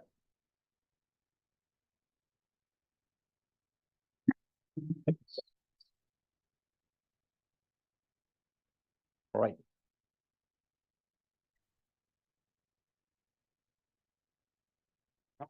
I think it's right. All right. Thank you very much. Thank you very much for the organization to invite me. Talk about transformative science so late at the end of the day, almost at the end of the conference. That's why my special thank goes also to the audience that you're still fresh and fine and looking forward to hear my talk. I try to make it short. I try to keep the 15 minutes. I'm not exactly sure if I can make it because I did the slides that just last night. I finished them. See how it goes. All right. My talk is about transformative sciences in challenged urban settings. I'm talking more about the transformative science part, less about the challenged urban settings, but I think they are included. I'm working at the Herion Institute here in Centrum, which is a research institute for the Helmholtz Society. I'm there as a strategic advisor for transformative sciences. So we have our task is actually to see how to introduce transformative science in a research institution. So that's why kind of frames part of the talk. Also, I'm at the Leuphana University, a public university next to Hamburg. They work in the computer science department, and I'm the head of creative space. Creative space is something similar to this. That's what some of the projects we have done in Hamburg on a similar creative space. And so we do crazy things that are more or less useful. So by example, we have produced an air quality cocktail. That means based on the actual measurements of air quality, it creates a cocktail that with artificial flavors that resembles the air quality at that very time. So probably it's a good idea to not have it in the evening, but rather in the morning. Maybe the Sao Paulo edition might be a little bit different from what we have in Hamburg. It was one of these pop science projects. It's actually really a kind of direct translation about the measurement data and putting it into some kind of composition of a cocktail. And of course, it doesn't make sense. You won't open a bar with that, but it's a very good tool to interest many different people from different disciplines into something like air quality, something that you can't smell, you can't see. Actually, you have just abstract data that is very important to you because basically you could die of that. So we are doing these kind of things, and that was actually my first project that I did at the Leuphana University. That is the kick-off meeting for a project where young researchers working together with professors and developing some project in the field of artificial intelligence. So I invited them for the kickoff, and usually that is something where everybody comes there and explains why they are so useful. So what is their expertise, what they're doing, what they want to do in that. I invited them actually for having a 5-course dinner. The thing that the little surprise for the 5-course dinner was that actually I did not cook it. I just bought the ingredients. And so when they arrived, then they've been kind of surprised because I asked them now to actually prepare in groups the 5 courses so that we came together. And what was really incredible, because they came with this framing, they wanted to be really presenting why they are so important for the project, but suddenly they found themselves in groups working together, producing a salad, or it was a smashed Asian cucumber salad in the morning. Then we had the watermelon gazpacho. Next was sweet hearty skewers. The main course was then a barley couscous. And in the end, we had a stick and tiramisu. Yeah, it was really cool. I loved it. Actually, I was hungry. That was doing this project. No, but it was very important because the people really started to connect to each other. And so it was the very first base when they started to kind of work in groups together. Food is something you can always do. You can always talk about it. So you had already the first connection that actually really bypassed all the status questions, all the kind of different disciplines and experience coming from a certain discipline or something. And people really tried to start to open up. And so, by example, this is the dean of the faculty who actually, in the course when we had the dinner, talked about how he was actually hacking as a in his young ages. He was hacking well, digital games so that people could play them without actually paying for that. And I mean, this is something that you probably would not expect from a dean. That was very important because it brought the people into a kind of constellation. They really started to be kind of meaningful for each other, being curious what the other person could bring to the table. And that is something that really was for me, part of the starting for such a project, because, and now I borrow a quote from Nico, because you can't force people to integrate. So that means actually all the transformative projects working with different disciplines is actually something where you have to see as an invitation, provide context and platforms where people really would like to start be interested in the other person, and then you can start working. That's why I actually use this picture to show to you. Another project that I did was the big urban walk, I call it. I was walking around Sao Paulo with a group of, well, more or less 20 people. It depended on time day. For the Biennale of Architecture. And the idea was actually kind of to visit different places along the line, I mean, the fringes of the city. So like a permaculture garden, a street gallery and other places that really work with this kind of how to integrate communities and coming up with different solutions for others.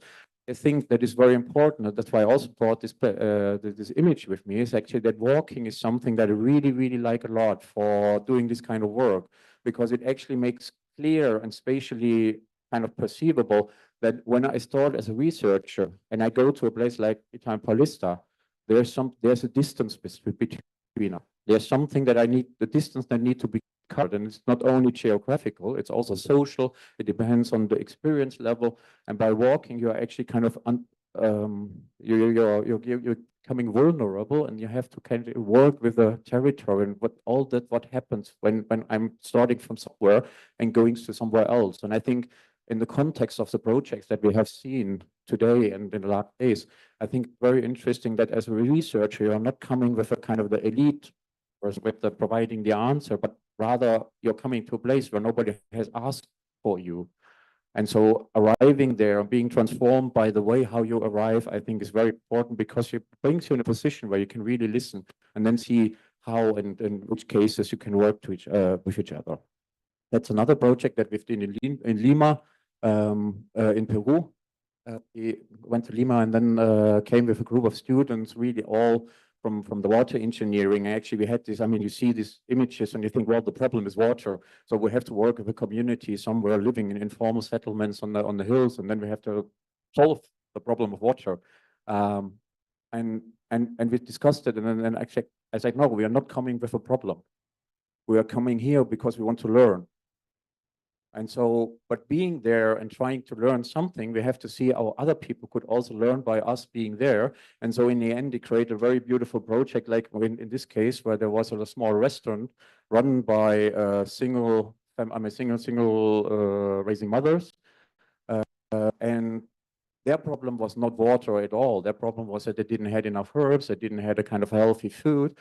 So we started we want to learn how to actually adapt these water providing solutions like a water treatment plant, like fog harvesting, into a context where it can be useful and how it could work there. Their problem was actually that they wanted to have some healthy food. So we made actually from the water that ran down the sink, we made a water treatment plant, and that actually feeded then the herb garden that suddenly then became part of the restaurant.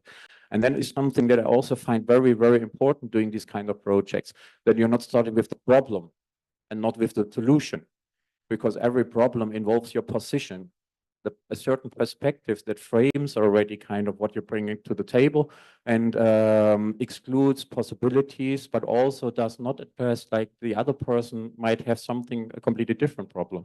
And so this way of kind of learning together is a way how you can, after a while, building a project that might be meaningful to both of you or for all the involved stakeholders.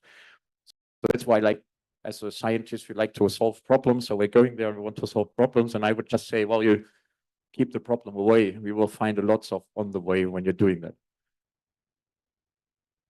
So that's kind of the pretext of what I would consider transformative sciences. Transformative sciences is a project, kind of a framework for doing research that develops now quite heavily in Germany and in different notations, different labels also in other countries for understanding that. It's interesting about how science actually can have an impact in society, how it works. And so we have something like society that observes a transformation is probably a type. Another one is science that guides the transformation.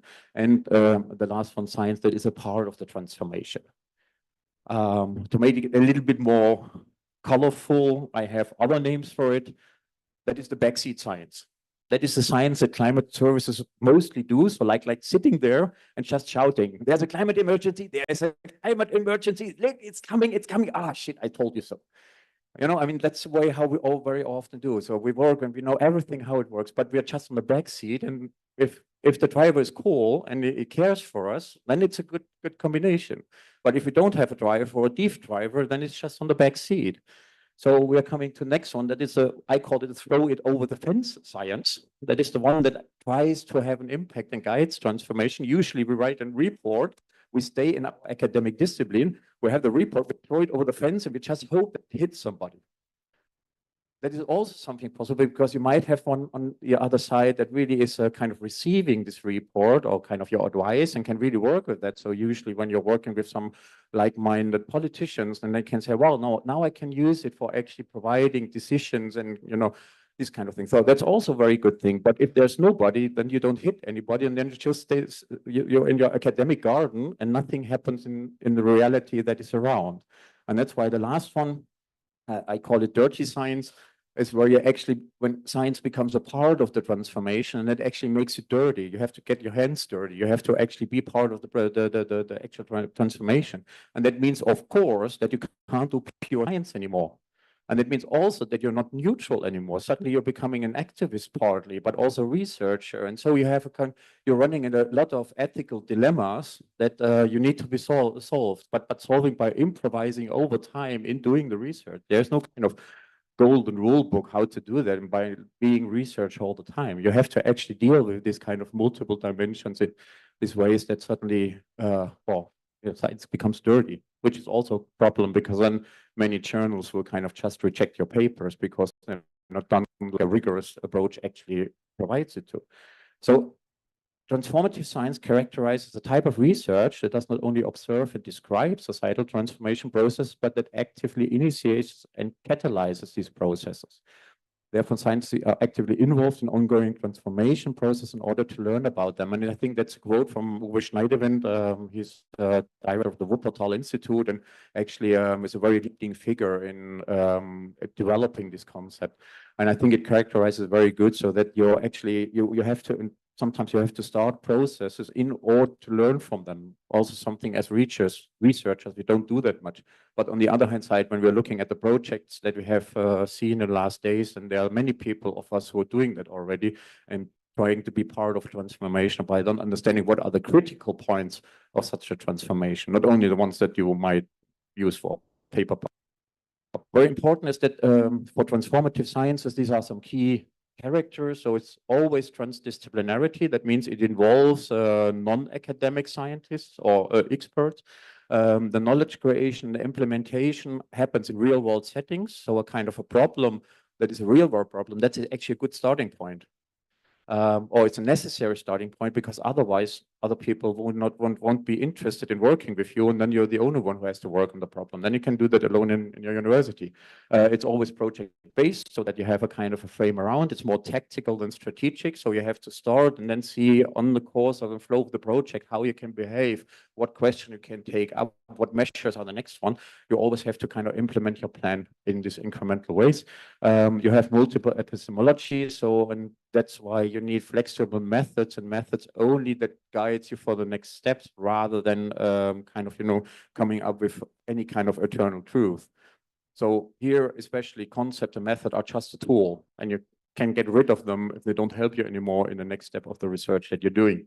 So that's why it's lightweight in theory and concepts, and by thus producing socially robust knowledge, that means knowledge that is actually really used and can be used in many different settings by different actors, rather than verified, objective, tested knowledge, which is usually the kind of key criteria for science in, along the way.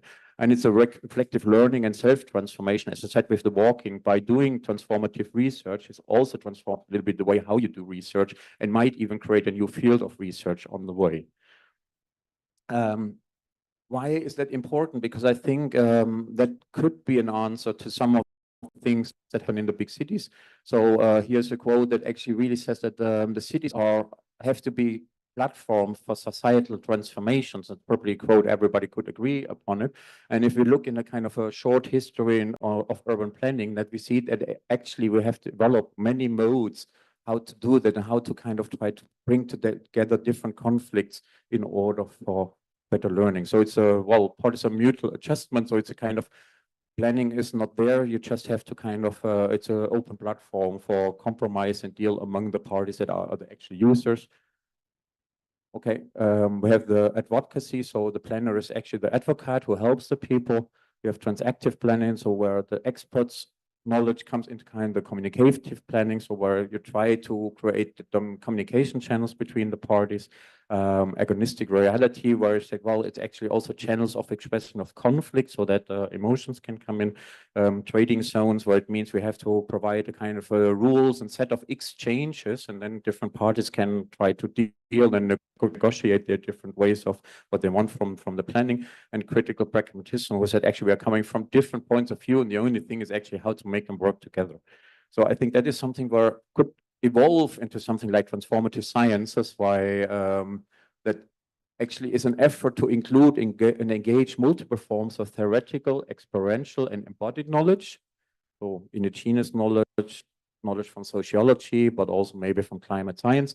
And this inclusive nature, together with experts from the real world, could be could be to address the breakdown of trust and expert knowledge that we are facing quite a lot. So working alongside with research, just knowing that they are as cool as Ana Paula is, probably helps a lot to don't understand science as a kind of elite project from somewhere else. So that's what we are doing for the Herion. So we start to kind of many methods. We try to produce cool toolkits and try to learn them how to do these transformative projects. And what's very important is that you're actually always going in the circle, always incremental. So from system knowledge, that usually is something that researchers have quite a lot. You're going to orientation knowledge. So where do we want to go to? And to transformation knowledge, how do we do that? And so you're starting with something which is probably more problem analysis. And that's why, like, doing that all over time, you can start with learning, but still going through this circle will in the end start to actually create problems that are worth solving within that group of stakeholders. Then you're going to vision development, by example. You have to do some experimentation, you learn from that to disseminate, and then you start over all again. And you do that couples of times. And which very important is that you have to do that as climate transit as CO3, which is probably a little bit surprising because I'm not talking about air, I'm talking about co-design, co-research, and co-creation. So you have to work on a level with different people from different disciplines and try to involve everybody in the research project and in a process in that sense.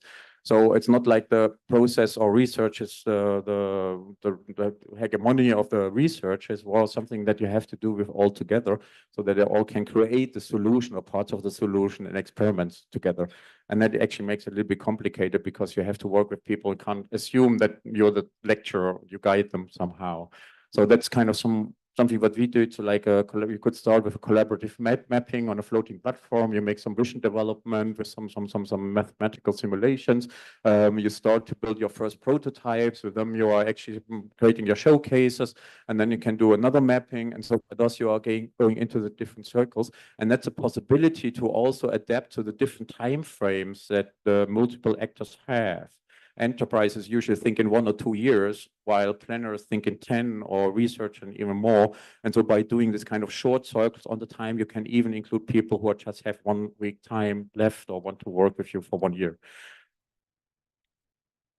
And another thing that I can't go too much into detail to is that most of these transformative science projects that I know that are very helpful are very often kind of containerized or kind of framed as a lab. So you have different labs that, because they are kind of a project that people can address to and orient towards and work within. And that's why they're good framing for transformative science in many ways. We had, and I just brought 3 of them. That's a very old one, the Guggenheim lab one, that was kind of a mobile lab. It was a structure that developed in empty lots and started to promote there a kind of a create a public space with a public academy, with a lot of researchers coming in, doing talks with a broader public, with people who are just passing by and understanding, trying to create a future for that part of the city.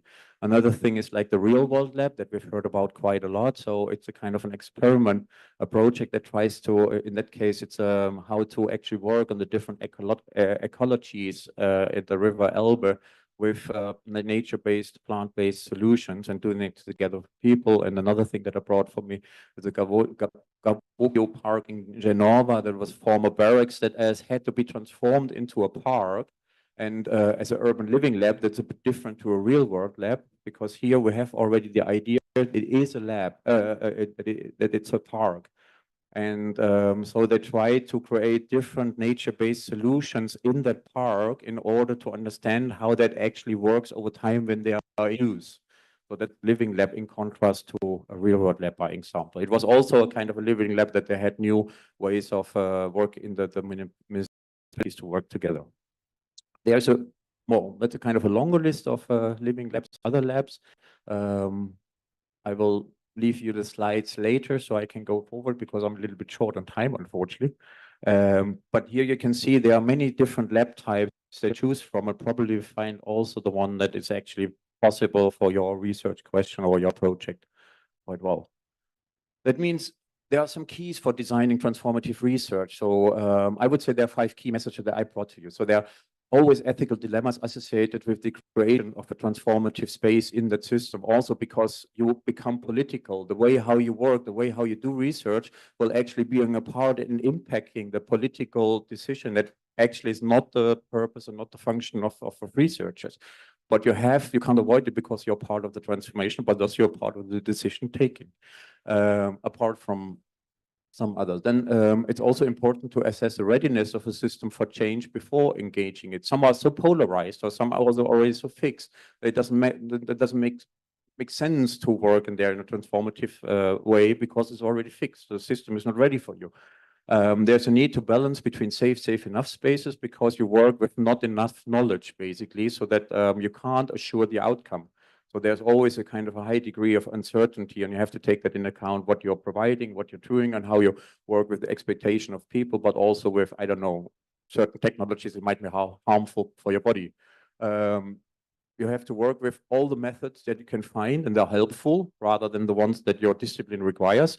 And it can act as a starting point for institutionalization. For that, like when we heard Christie's talk, and I thought this actually what she's done there in this pond, that was the start of a university, basically, actually with all kind of new researchers, and it could be a kind of a new institution that much more than only understanding urban drainage systems. And now we're coming to researchers, because that's also something that I heard a lot these days. I mean, most of us are researchers, so we are actually paid for doing academic research, published in journals. And all of the things that we do there, they don't help your career. You need extra time. You have to find excuses for your boss. So it's something that I found a lot working with researchers when said, I really like the project, I like the goal that you're doing, but I can't afford to work with you. And we, especially in Alherion, we have this problem quite a lot. So I tried to come up with what could be the benefits for researchers. Of course, it's by working with other people, other disciplines, people from your audience. It could create an integration of new perspective that can lead to new questions, so that you address in a normal way. It's a generation of socially robust and thought after knowledge, so something that potentially can be used in transformations.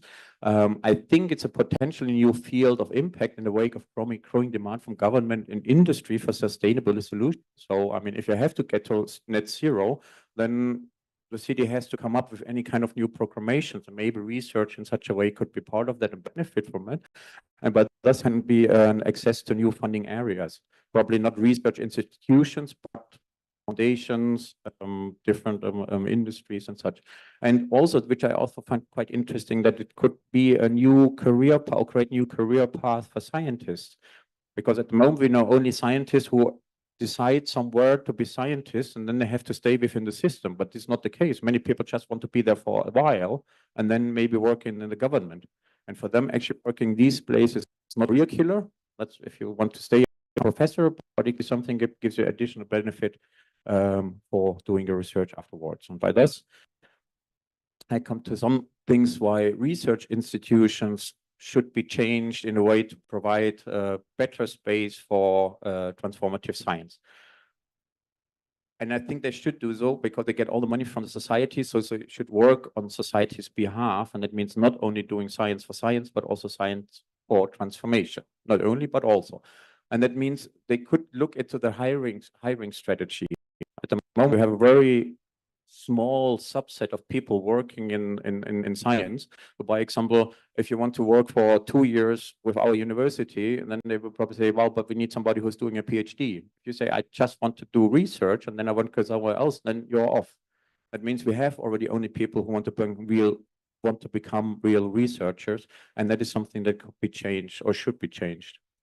Another thing that we have to change the processes of resource distribution goes together with the definition of scientific excellence, because at the moment we have an innovation index, we have a publication index, but we don't have a translation index. So by example, that could be also something, a metrics that measures the impact that research has, and that could also be part used for how to separate and how to distribute funding within an institution, because it's a choice that we say we give fund only for people with academic excellence, meaning publishing papers. And by this, it means also kind of the capacity building for doing transformative research, and a project like the Climapolis is probably a very, very well start how to do that, so you can listen to other research and learn together how to actually work in such conditions. And by this, we're coming to something, if doing research in the classical age meant like being, plays first fiddle, and you know exactly what to do, and when is your timing, and what to do that, and with whom you're doing that, maybe we should become more something like that. So playing together like a chess band, where you have to improvise along with others and taking up cues from who's ever playing with you, and not having only kind of the first trumpet. With that, I'm finally at the end of my talk. I'm sorry that I exceeded it much, much longer. Thank you very, very much for your attention so late at the end of the conference.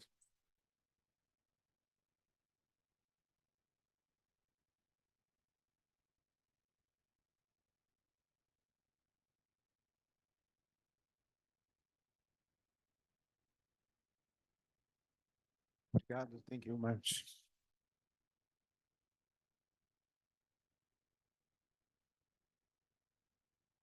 Bom, eu peço desculpas pelo início. I apologize for the beginning of the presentation, Mas eu acabei esquecendo but I ended up forgetting to talk about the panel. Então, o nosso painel chama-se Governança e So our panel Ciência is em called Tempos de Governance and Crise. Science in Times of Crisis. Faz parte It is desse part painel. of this panel. Eu e Celso Sampaio, Myself and Celso, who are the moderators, Moema, have started from the Federal University of Rio Grande do Norte, which is my colleague, and she's here. And those who are going to present is Nelson Bizaki, who is our second presenter of the evening. Thank you.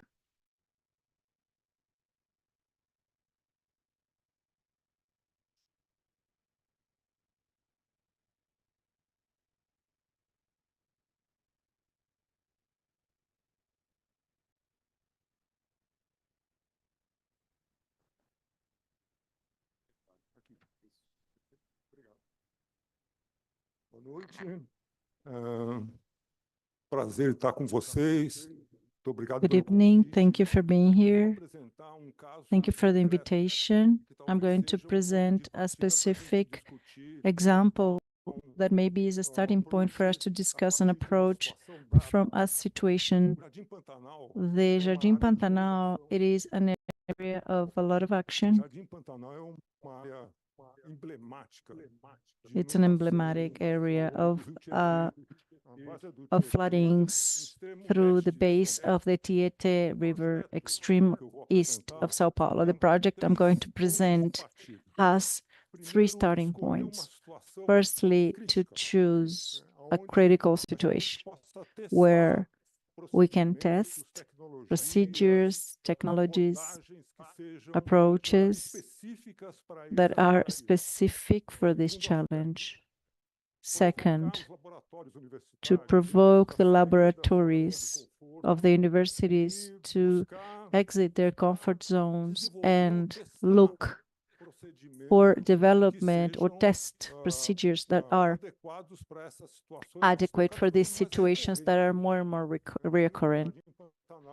And Jardim Pantanal, it is the ideal place for this situation. Thirdly, is that these procedures, these technologies to be developed with the neighbors' participation, the citizens from the conception until the implementation of the project. Is not about a transference of technology that just lead to some procedure pre-established on the lab, hoping for this to be implemented exactly as it is. I believe that a huge mission we have learned through the years is that the philosophy and theory has worked a lot, is that projects, proposals need to be enoughly well to embrace other players, other opinions, and always open and available to be rethink and reformulated. This is an approach that gets out of the black box of technology, is a requirement, fundamental requirement for us to treat or implement new solutions that are more and more necessary. So this is the location, the general location of the so-called Jardim Pantanal. Is an irony.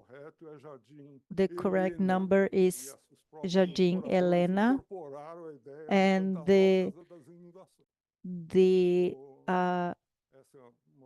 neighbors there are called Pantanal because of the amount of water on the floodings. So this is the image. The river had a huge structuring, and it was destructed and occupied, despite the fact that they are not internalized. It suffered some profound interferences in its tracing and in its behavior. So, however, this is a typical area of the region, and the floodings are not a consequence of the invasion of the water of the river in the occupied area, but it is an obstruction. Once the flow of the river increases, they are not able to drain, so they flood on the sides. This is the main reason, because they are occupations where the territory is too high, and you have a situation of floodings, permanent floodings. This is the general picture of the place, of the territory. The first thing when we approach that area is the lack of public instruments on respect of peripheral areas. The mapping is wrong. It doesn't exist effectively available a system of information to know what is going on in the area. So before anything, we began the project in the exact moment the City Hall bought the LiDAR that helped to do the initial analysis of the topography, type of occupation, create a basic instrument of knowledge of the area, and that could be taken care of with all the players present in the area. So the effective involvement, I am a teacher at PUC University, and the effective involvement began as a requirement of the population. And what was going on in the area, what we call the risk situation, people say that is a personal risk, a living risk, a life risk. Sometimes it's not raining there, but it's raining and at the top of the river, and people drown to death.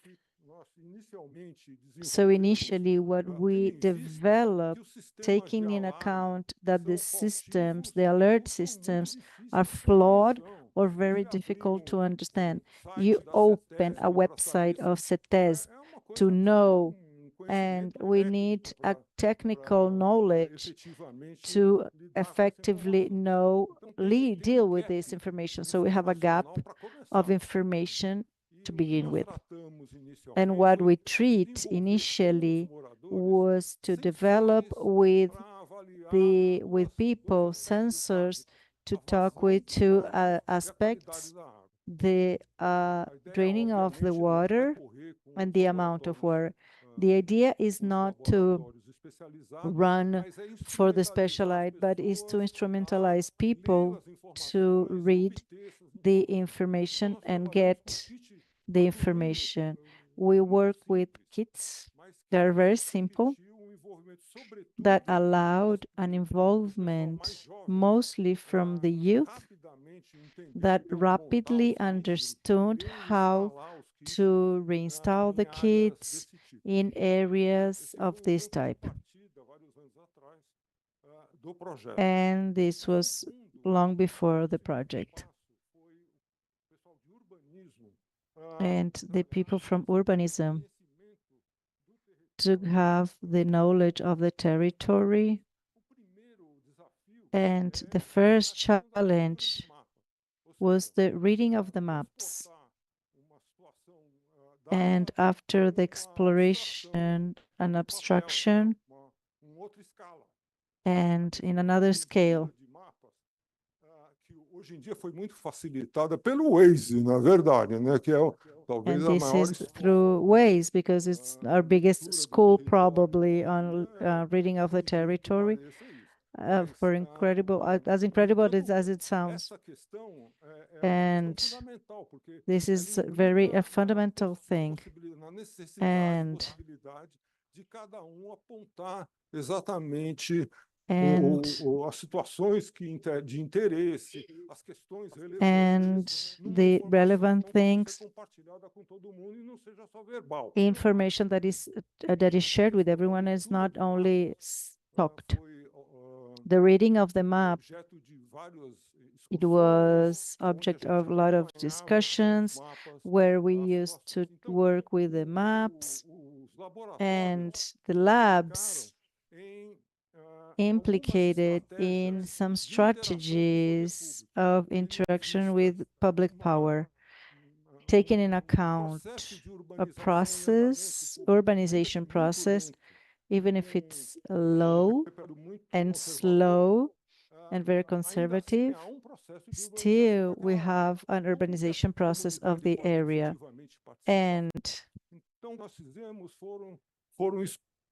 we did workshops like this, where people showed on the map specific situations that would impact a work of paving in such streets. So we chose a couple of streets, and this mapping, where the mapping could be done in the expectation of creating an interface and a discussion with public power when these projects are being implemented.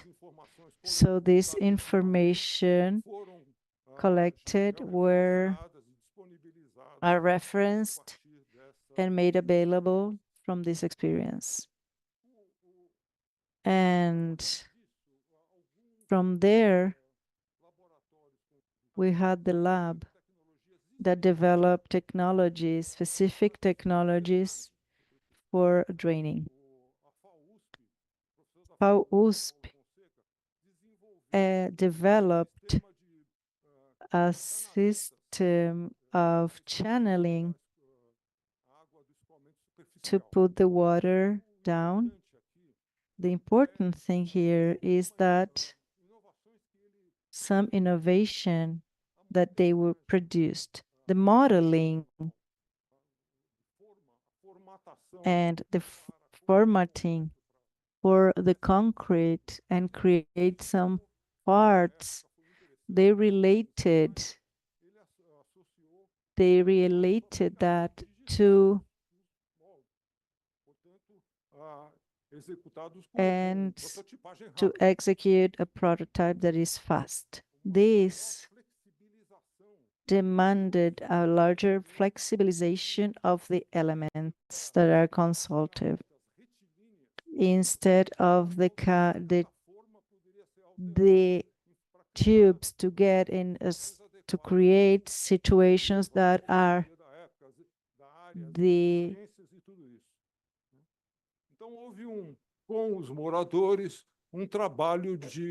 and we had with the workers a work of production of different templates for this. And the interesting thing is the development of a manual that was tested in different workshops.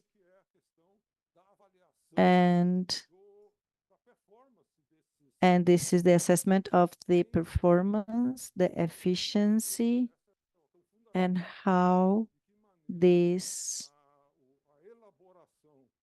elaboration of the systems that is work for general use of population is effectively important and even more effectively incorporate the result of the interaction.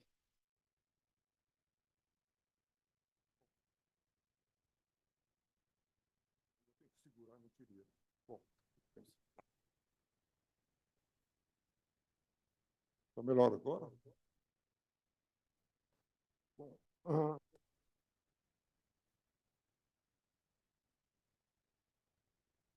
Então, houve desenvolvimento das formas propriamente dito, né? We had a development. We worked in the lab through time, the adequation of design as the implementations that were done, incorporating returns of the experiments that were limited, but they were sufficient. The other project, Regina Silveira, with the poly-USP, the microstructuring dedicated to pavement. What the proposal of Regina was to design an iconography that was the face of community. The idea was always to create a public space where we have a pertaining sense from the creation of pavement that is colorful and the work, the bird, everyone suggested and elements that are symbolic of the region. We had the support, the chemical,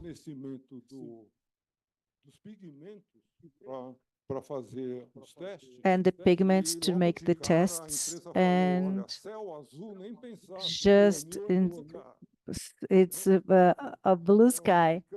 It's very expensive, so we just had the pigments and this beautiful yellow sky illuminating the work. So a lot of workshops were done of training, development of the designs, and the creation of a guide. This was another discussion. You see here below images. Here is a guide.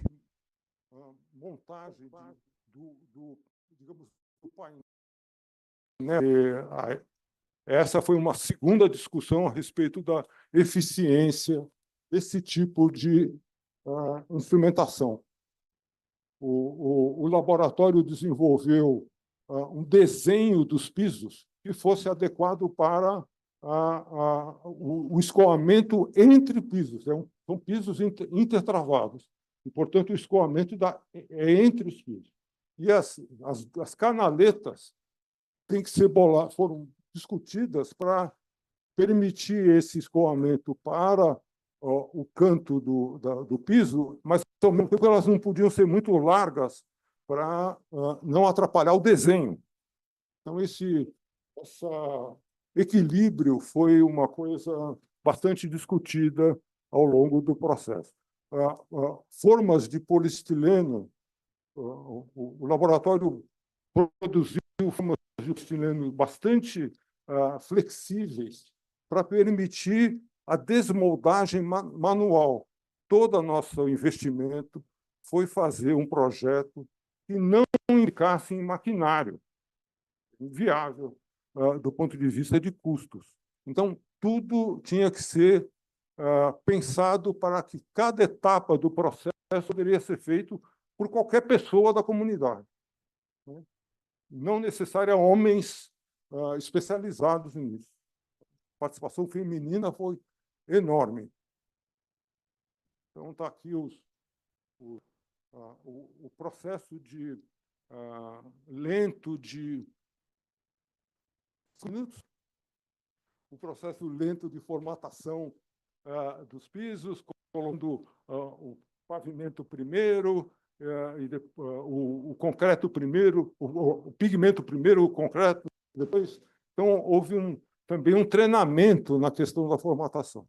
E foi negociado com o governo do Estado um protótipo a ser feito no parque. Tem um parque público que chama Parque Jardim Helena, e o protótipo a ser colocado à margem de um alagado, que, na verdade, o restante de um meandro do Rio Tietê. Então, esse protótipo é o que está sendo desenvolvido agora. E a discussão que está sendo conduzida é por um engenheiro da Fundação Centro Tecnológico de Hidráulica, FCTH, e que ele sugeriu esse tipo de approach, que é uma tecnologia conhecida como pavimentação permeável, sem infiltração no solo, porque o lençol freático aqui é muito alto e a questão da pavimentação aqui é a mais polêmica de todas. Há uma enorme discussão a respeito da viabilidade de se pavimentar em áreas sujeitas à inundação, portanto, que podem ser formatadas e tudo isso. Então, essa é uma tecnologia que foi desenvolvida inicialmente pela Poli há muitos anos atrás, tem vários estudos a respeito, e, coincidentemente, os alunos que fizeram esses estudos hoje são professores aqui, da engenharia aqui do Mackenzie. Então, E, por fim, a proposta é desenvolver também nessa região, nesse alagado, um protótipo de wetland construída. A gente sabe que isso foi desenvolvido, a ideia foi discutida com os moradores longamente, tem um desenho técnico de como fazer isso, e como funcionaria esse negócio, e sabendo o seguinte: nós, em termos de tratamento alternativo de água, o Brasil tem uma carência imensa no que se refere à atualização tecnológica. A questão das tecnologias de wetland, elas são usadas hoje em dia extensamente nos Estados Unidos, na Europa e tudo isso, e aqui no Brasil a gente não tem praticamente nada, né? Não existe essa, por enquanto, uma abertura acadêmica, técnica e, sobretudo, na gestão pública para incorporar esse tipo de discussão, que é absolutamente fundamental, né? Então, isso, os estrangeiros relacionados a essa questão, quando vêm aqui, falam: olha, na Europa as wetlands ficam congeladas meio ano, e aqui vocês têm um clima maravilhoso o ano inteiro e vocês não fazem nada, né? É tudo só tratamento químico em grandes unidades da Sabesp. Bom, é basicamente isso. Eu só quero completar falando de algumas observações. Primeiro, a questão das inovações tecnológicas, a mistura científica do concreto, a modelagem, a wetland construir, o uso de lidar para mapeamento, todas essas questões são fundamentais. Mas o eixo principal de discussão da gente é como viabilizar a participação dos moradores na concepção e no desenvolvimento das propostas. É essa que é o eixo principal. Portanto, a articulação entre especialistas dos laboratórios, a gestão pública e a comunidade, né? Que é uma grande tarefa. A segunda questão é a questão da avaliação das oficinas, né? As experimentações feitas com os manuais, os guias de desenho, os mapas de localização, será que esses dispositivos foram efetivamente compreendidos e utilizados adequadamente pelos moradores e, sobretudo, se eles foram flexíveis o suficiente para mudarem conforme o retorno obtido das experiências. Isso é uma questão contínua, uma investigação que a gente está fazendo não tem um objeto final, né? A outra questão, a última, é a questão da resistência generalizada a experimentações e novas tecnologias que a gente tem tanto no âmbito acadêmico, mas, sobretudo, no espaço da gestão pública, né? Então, essa é uma questão chave.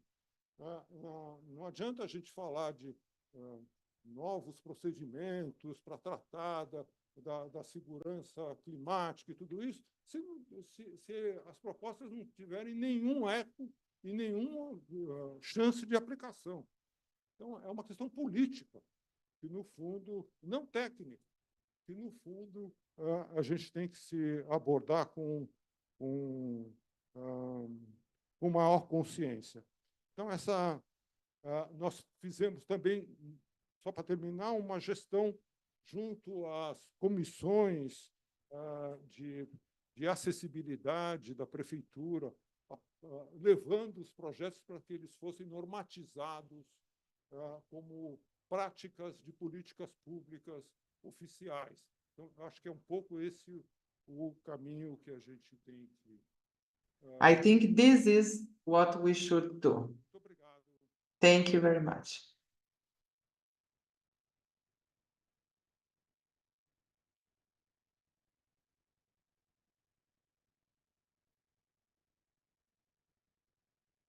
Nelson, eu já vou sugerir que você permaneça, por favor, aqui. I will suggest you to stay here And I will invite Martin mesa.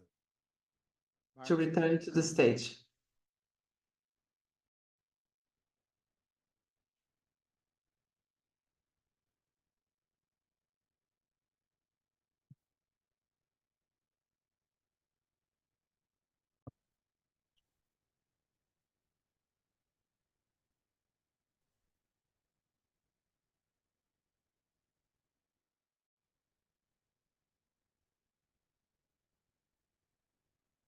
Bom, eu acho que a gente passa agora Well, para I think we will now have the second part encontro. of this meeting. Agora já são It's 16 horas e quase 16 horas e 10. 17 perdão, horas. 10 past 5 17 horas e 10 minutos. already.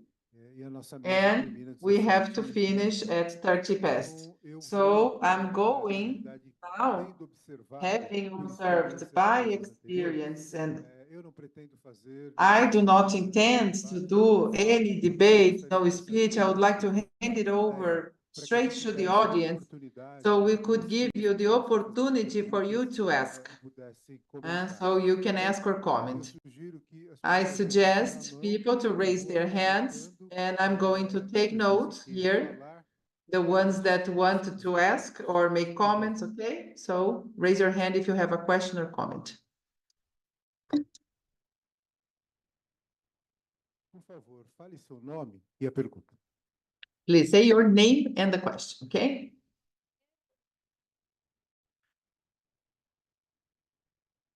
Muito obrigado. Jean Leite Tavares. Thank you, Jean Leite Tavares from Natal Federal Institute. Professor Nelson, your lecture was really exciting for us because we have some situations there in Natal that really deserve a different approach. And you have brought some things that we had in mind, but we didn't know if it was possible, and you showed it was made. So this approach involving the community, we have the situation of a touristic neighborhood, Ponta Negra, with a project for the formulation of the coast. So it's your ideas are really interesting, so we can apply them. Next meeting, probably, we may show this. So, but I had one doubt. How can... There was no problem before. Whenever we talk about wetlands, I imagine how to remove the communities who are in this area of the river there. When I see this in other countries, the application of wetlands, all the hydraulic thing, and I say, okay, and nobody was living there, so it's easy. But in our case, no, there are many people living almost inside the river. Huh? So how you and your team have measured this thing? How do you see this situation we have here in Brazil?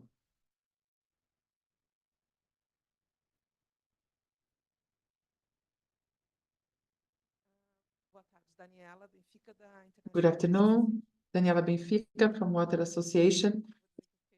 I don't want to ask a question. I'm just saying that I really loved the presentation. And to Professor Nelson, I cannot help thinking with my public sector brain. We had initiatives, punctual initiatives in many occupations.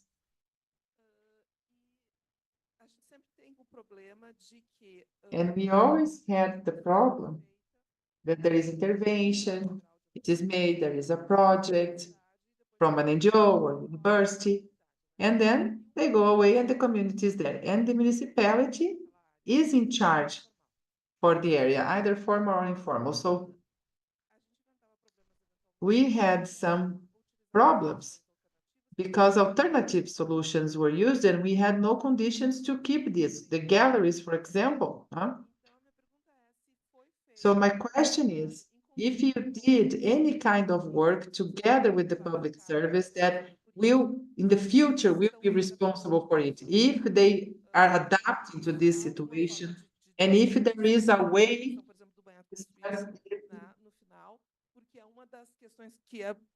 Because this is what I commented, that we made a mistake in Porto Alegre because there is a whole adaptation on the way of thinking the main task. Our employees, they don't know how to do gardening, they know how to clean pipes. So I believe that big part of the difficulty to implement is because of this. So my question is basically this: there is any kind of integration with the public service that will be in charge of it.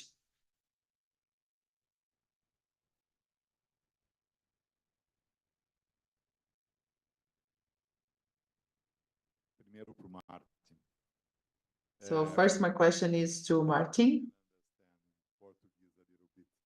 I don't know if you can understand. You can understand Portuguese, right, Martin? I will ask in Portuguese. I liked the keys for transformative design research, the 5 main keys of the message, and I think that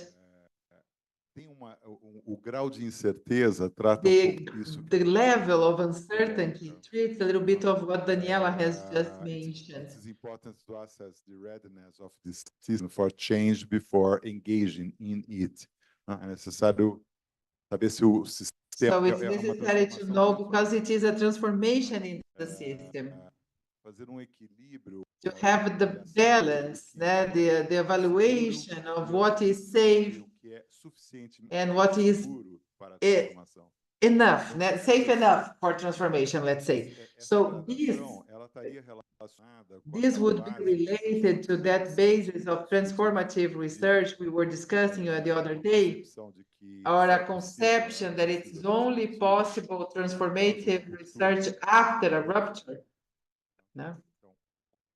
After disruption. So how to do this? How to do transformative research without the rupture of the system?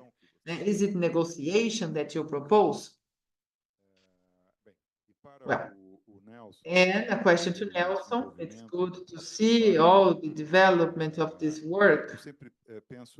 I always think it's necessary for infrastructure works, especially those that propose transformation, to have an image, to have like a brand, let's say a cultural, that would allow it to become a symbol of the project. Because the infrastructure discussion is hard. So how can you make people identify with that beyond conversation? The argumentation, the discussion, something that will become a symbol. I don't know, like a brand of this. And in this aspect, as far as I know, part of this research, the work that you develop there, this experimental work, has this objective, right?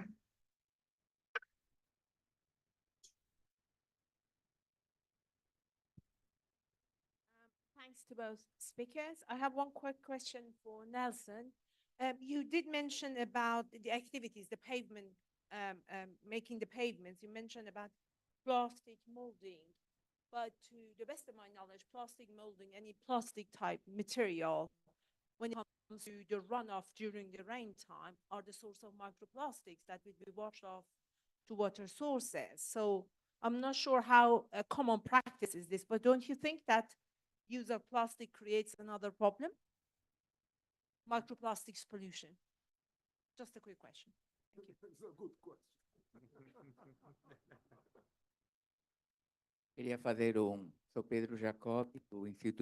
I'm Pedro Jacob from the Institute of Energy. I would like to make a comment for both of you.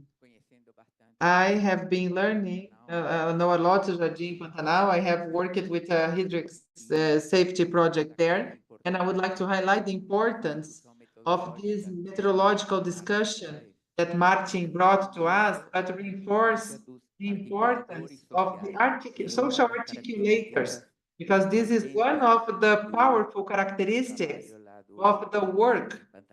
They are in Jardim Pantanal, Alana Institute. So we have to take into account that today in the morning, I participated in one of the decisions. The challenge is to bring the more presence of the social articulators to the dialogue that is necessary in a community in which we still live with many problems, you know, this paternalism, you know, politics. This discussion allows, so by having these articulators, we can think about the innovation that you show, Nelson, because I think it's critical. Because only with innovation, so bad conditions as we have there in Jardim Pantanal, you can make some progress. And we had some workshops in my project. It was really interesting, Martin. Can you understand, Martin, more or less? Should I talk in English? Okay. Of the community and the people that we had in workshops to be strong actors, no? Protagonistas, and they feel also that they could talk and be criticizing what, for example, Sabesp did or didn't do or did wrong, and brought it without that we induced it, because that's what makes it different. We'll begin to think about what they really matter once they are not conducted, but they are absolutely looking at something that can be transformative in their daily life. Obrigado.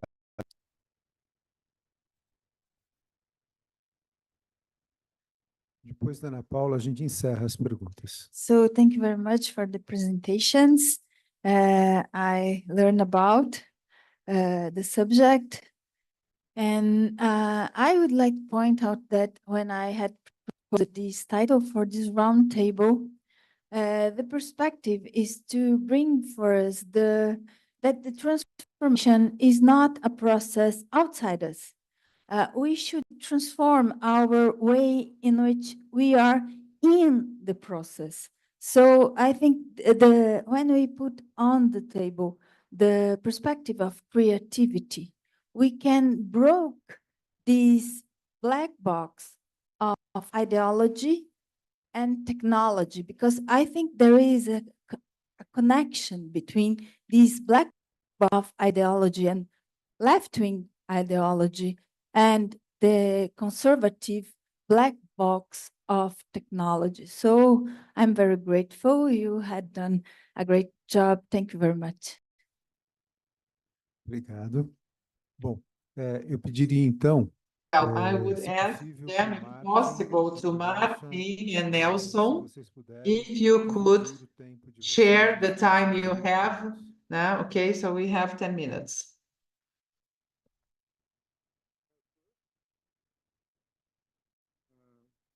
Brevemente, então, adorei questões. So very briefly, I love the questions just to start with. I will briefly answer your question about the wetland. Of course, that wetlands require a big space in order to be implemented. It has to be relatively big. It has to be a wetland that is not occupied. It leads us to the question that you pointed when it comes to maintenance and cost, because the technologies, we have to keep in mind that technologies that are based, nature-based solutions or nature-based technologies are really fragile. It's the opposite of doing something gray structure that you place there and it's okay, and it would resist the interventions, I would say. So nature-based technologies imply a relation with nature, the behavior of the nature. So they are really propense to be destroyed if there is brutal interference. Okay? When it comes to maintenance, it's even more important than the implementation itself, the implementation of the infrastructure, because the participation of the residents from the beginning is sine qua non condition for this. The public sector do something with good intention, but if there is no relation with the residents, will be abandoned, you know, destroyed and so on. So if the infrastructure is not understood as something that belongs to the community, it won't be sustainable. So this is something that we have to learn. Public sector has to learn this, and the ones who develop technology must learn that. Now, the more it is complicated to understand, because of course there is a difference in knowledge, technical preparation, the discussions we used to have there in the poly lab, is that they developed a mixture of sandwich that was really appropriate for the discussion, that was really good for it, and they demanded that the pavement were made with this mixture. You know, the resident, you know those residents. They know, let's put a little bit more cement, just a little bit more, you know, to ensure. So, and people got crazy with that. So the discussion about sustainability, this is a discussion that implies in deep cultural roots. What we have the most there are churches and building material, construction material. These are the two things that you have the most. You buy sacks of cement, you take home, and you make floor. And why doing that? Because they do this, né? So they are the employer do this, né? So we work at technology, for example, with the resident. There in Pantanal, 99% of the people came from the northeastern region. All of them lived in these, you know, these houses in the wattle and daub, you know, composite material. So, and it's a shame, you know, living in this house on stilts. Why that? Why do you want to do this? Né? So it's because our employer does this, they use cement. So we have some deep cultural issues to be treated. What will then lead to what Anelo said when it comes to image, recognition, something that says, this is mine. This is me. I've made it. This is the knowledge I have. So the idea of bringing artists, in the case of Regina Silveira, the idea of having them is that art has this capacity of touching, you know, the wound. And science, because science has not. So art pushes something, you know, like, which is the limit of technical rationale and everything. There is one thing or the other. Okay, so articulation, the most difficult seems to be to make, you know, artists live with engineers and architects. It's hard work.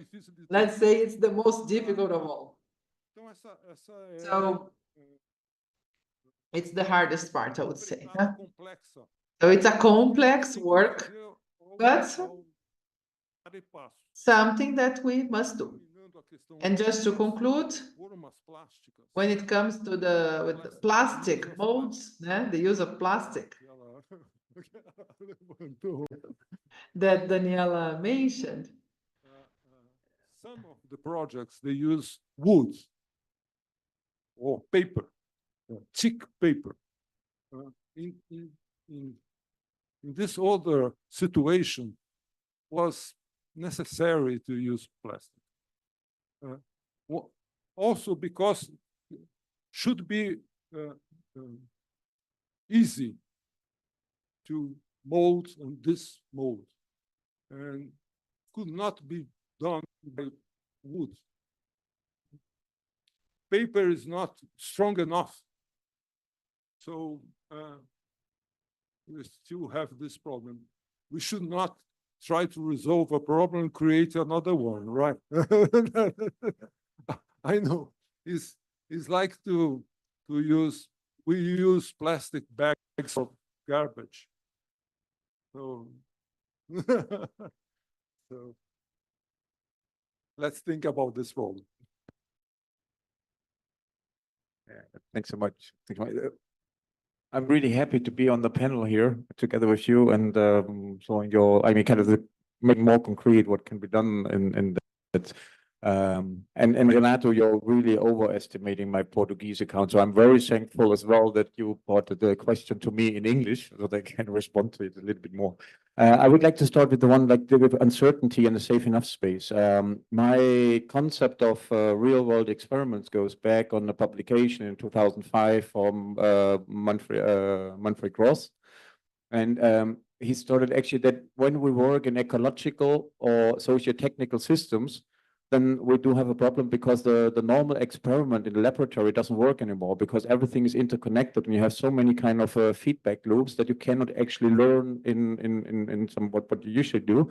That means we have to go actually into the real world and learn from doing there something. And then we get into a problem that we will never have enough knowledge that we can really produce a estimation what will happen if we do something. But that means we cannot act. And if we have a present problem, then we need to act. So that means we have to make this compromise, kind of working in the real world and starting to being aware and customize for that it is in the real world. And so that we always have the kind of a certain degree of uncertainty that the outcome is a surprise. On the other hand side, I mean, this is actually the benefit of that because a surprise is usually something that might be much more interesting for kind of second degree innovation. So in that sense, it kind of is a payoff. But of course, all the time you have to consider whatever you do, working with communities, raising expectations, starting to kind of work in the Greek and just trying to make the flow that it can go wrong. And you have to be very close to the process and working very incrementally in that sense and always try to learn from what you're doing and learn that together with others. Also kind of sharing, like not doing that alone as a researcher, but doing it together with communities. So many people have an eye on that to kind of see if there's something going wrong. So I think this is very important. And then coming to Pedro's question about, of course, when you do that as a researcher, you're creating a political stage, you're creating a debate, you're creating a space of emancipation from that can be used from people. And that is also part of the problematic case. It can be the benefit because as a researcher, you can't resources that are more than other groups have, and that's why you can bring it into such a space because I think it is necessary that we have a political stage there. It's necessary to bring it up to the point that the public service have to look at that and just come up with an answer. So in that sense, that I think it's very important and it's part of it, and it actually needs other people who take the stage because you're just a guest. And that brings me to the last question, actually, and that is probably a question I have to myself. How can I do that, and why should I do that as a researcher? I can do that as an activist. I can do that as a resident. I can do that as a normal person. So in the end, I'm a researcher coming to that space and suddenly taking up different hats. But what can I answer if somebody asks me, so it's a kind of a complicated way of doing urban planning? You know, having so much time, so many people working on that and doing a pavement, and then you could say, well, yes, of course, it should be actually easier, and it's a problem that we have to come, but in the end, it's an urban planning design. And that's why, for me, it's so interesting to think about, can I take something, what happens there, and transform it into a research question? It's something that I can work and bring into the academy as a question that needs to be solved, and especially nature-based solutions. I think it's absolutely like with the wetlands project. You can't learn, or you need to learn so much about actually doing that and doing that together with others, how to transfer ownership, how to actually work with different kind of disseminations that get into that. And that is a question for research, and that's why it's possible to do that, and not only as an activist. So I think that would be my final answer to also a little bit to what you have said to me.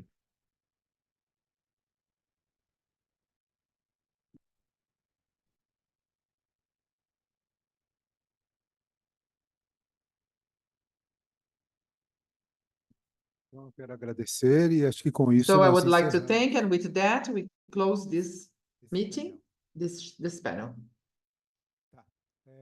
Então, eu gostaria de convidar. So I would like to invite you for the conference that we are going to have at 6:30. Nessa mesma sala. You are all invited in the very same room.